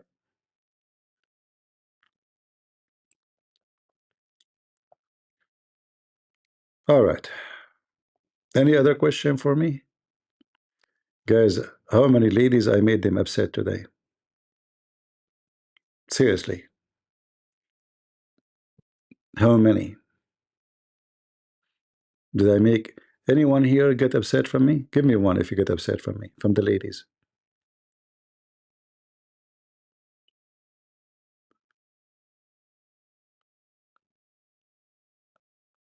Let us see the vote. My heart is beating now. I'm afraid because, you know, I fear two things: the IDF and women. You know, both are deadly. I hope not too many. I want to live. King of Corinth, you know, you are a king, you are a guy. I would say it females. What's wrong with you? I'm not upset. Okay. I mean, guys, I said male, I said females. Why the males are voting? What's wrong with you? They are gender confused.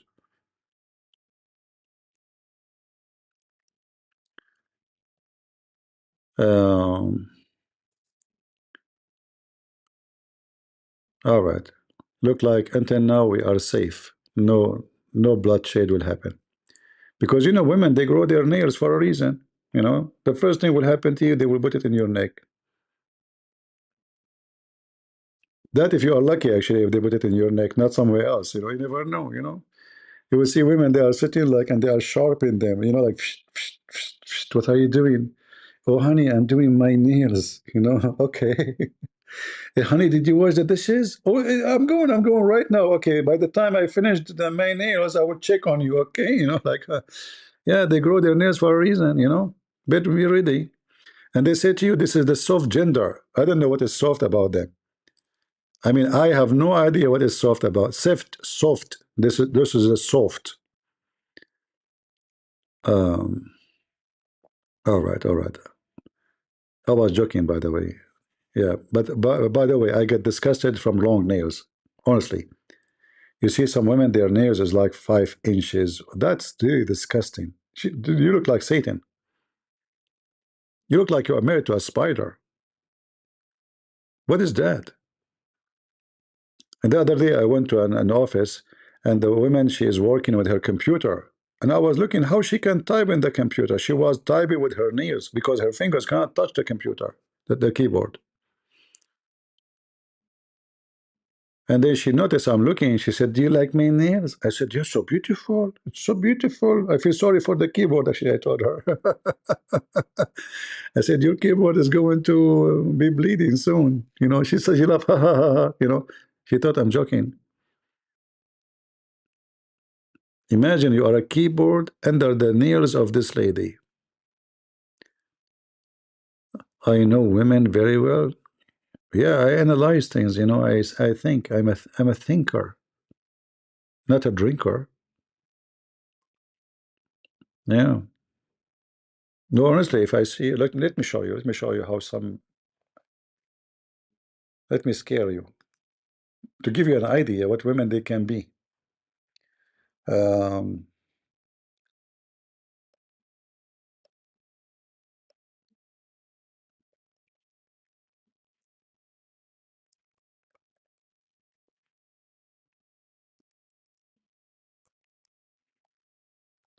Let us see.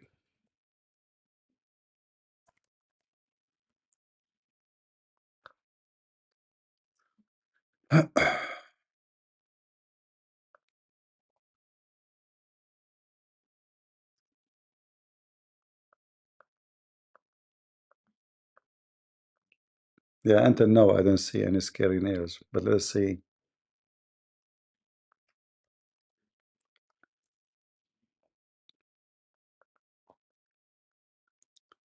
What was the web page for pictures for free? Uh, I think it was called Unsplash, right? Yeah, Unsplash. Nails. Let us see.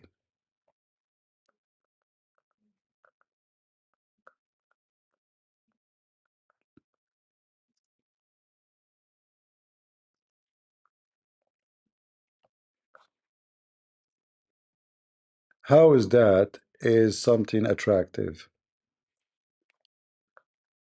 What is this?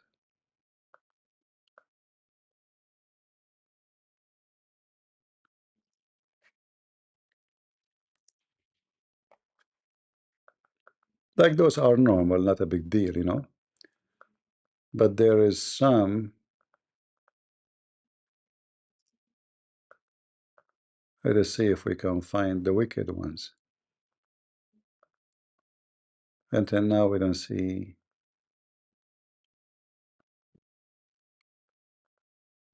Where are they? Because before I saw here, I mean, look at those things. Look like a cockroach. Literally, they look like a cockroach in the top of your fingers. Where is the scary ones? I saw here before some scary, horrible scary. Look at this one. What is that? Is that a human hand? Oh boy.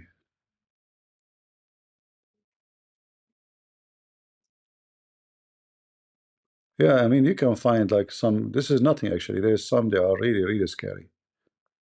Oh, look, hold on. Look at this. Oh, this is nothing compared to others. There's, no. What you have in the top, look, what is this? What is that?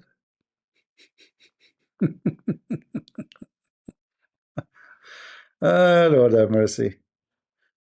Yeah, I could not find really the ones I'm looking for. There's some they are, look at this. But still, this is nothing really. The one I was talking about is beyond imagination of stupidity.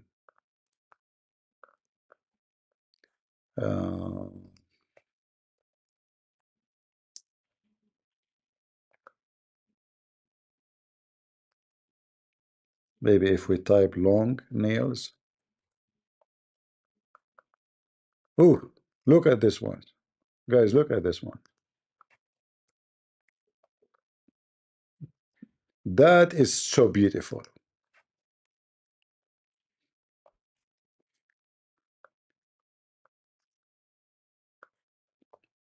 Let us be honest here. Isn't it, this is so beautiful? Who in the world wanna marry you? I will vomit if there is somebody in front of me, eating with me, have such nails. That is wicked, disgusting. Yeah, there's many of those like this, you know, like something really wicked. This is just wicked, right? So, you know, beauty is not about those things you add yourself. If you do it, you look stupid, you look shallow. The man will not look at you with respect. He will see only a shallow brain. He will not see an intelligent person. Yeah. And you know, we give advice for people. It's up to you. You do what you think is good for you. Yeah. All right.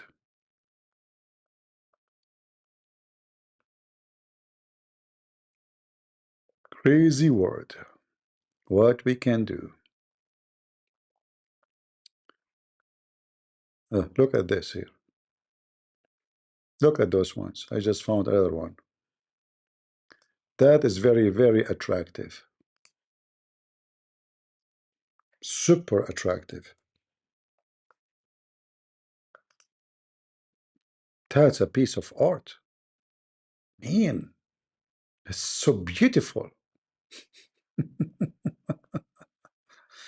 Lord have mercy. We better stop here. All right. Ali Dawa.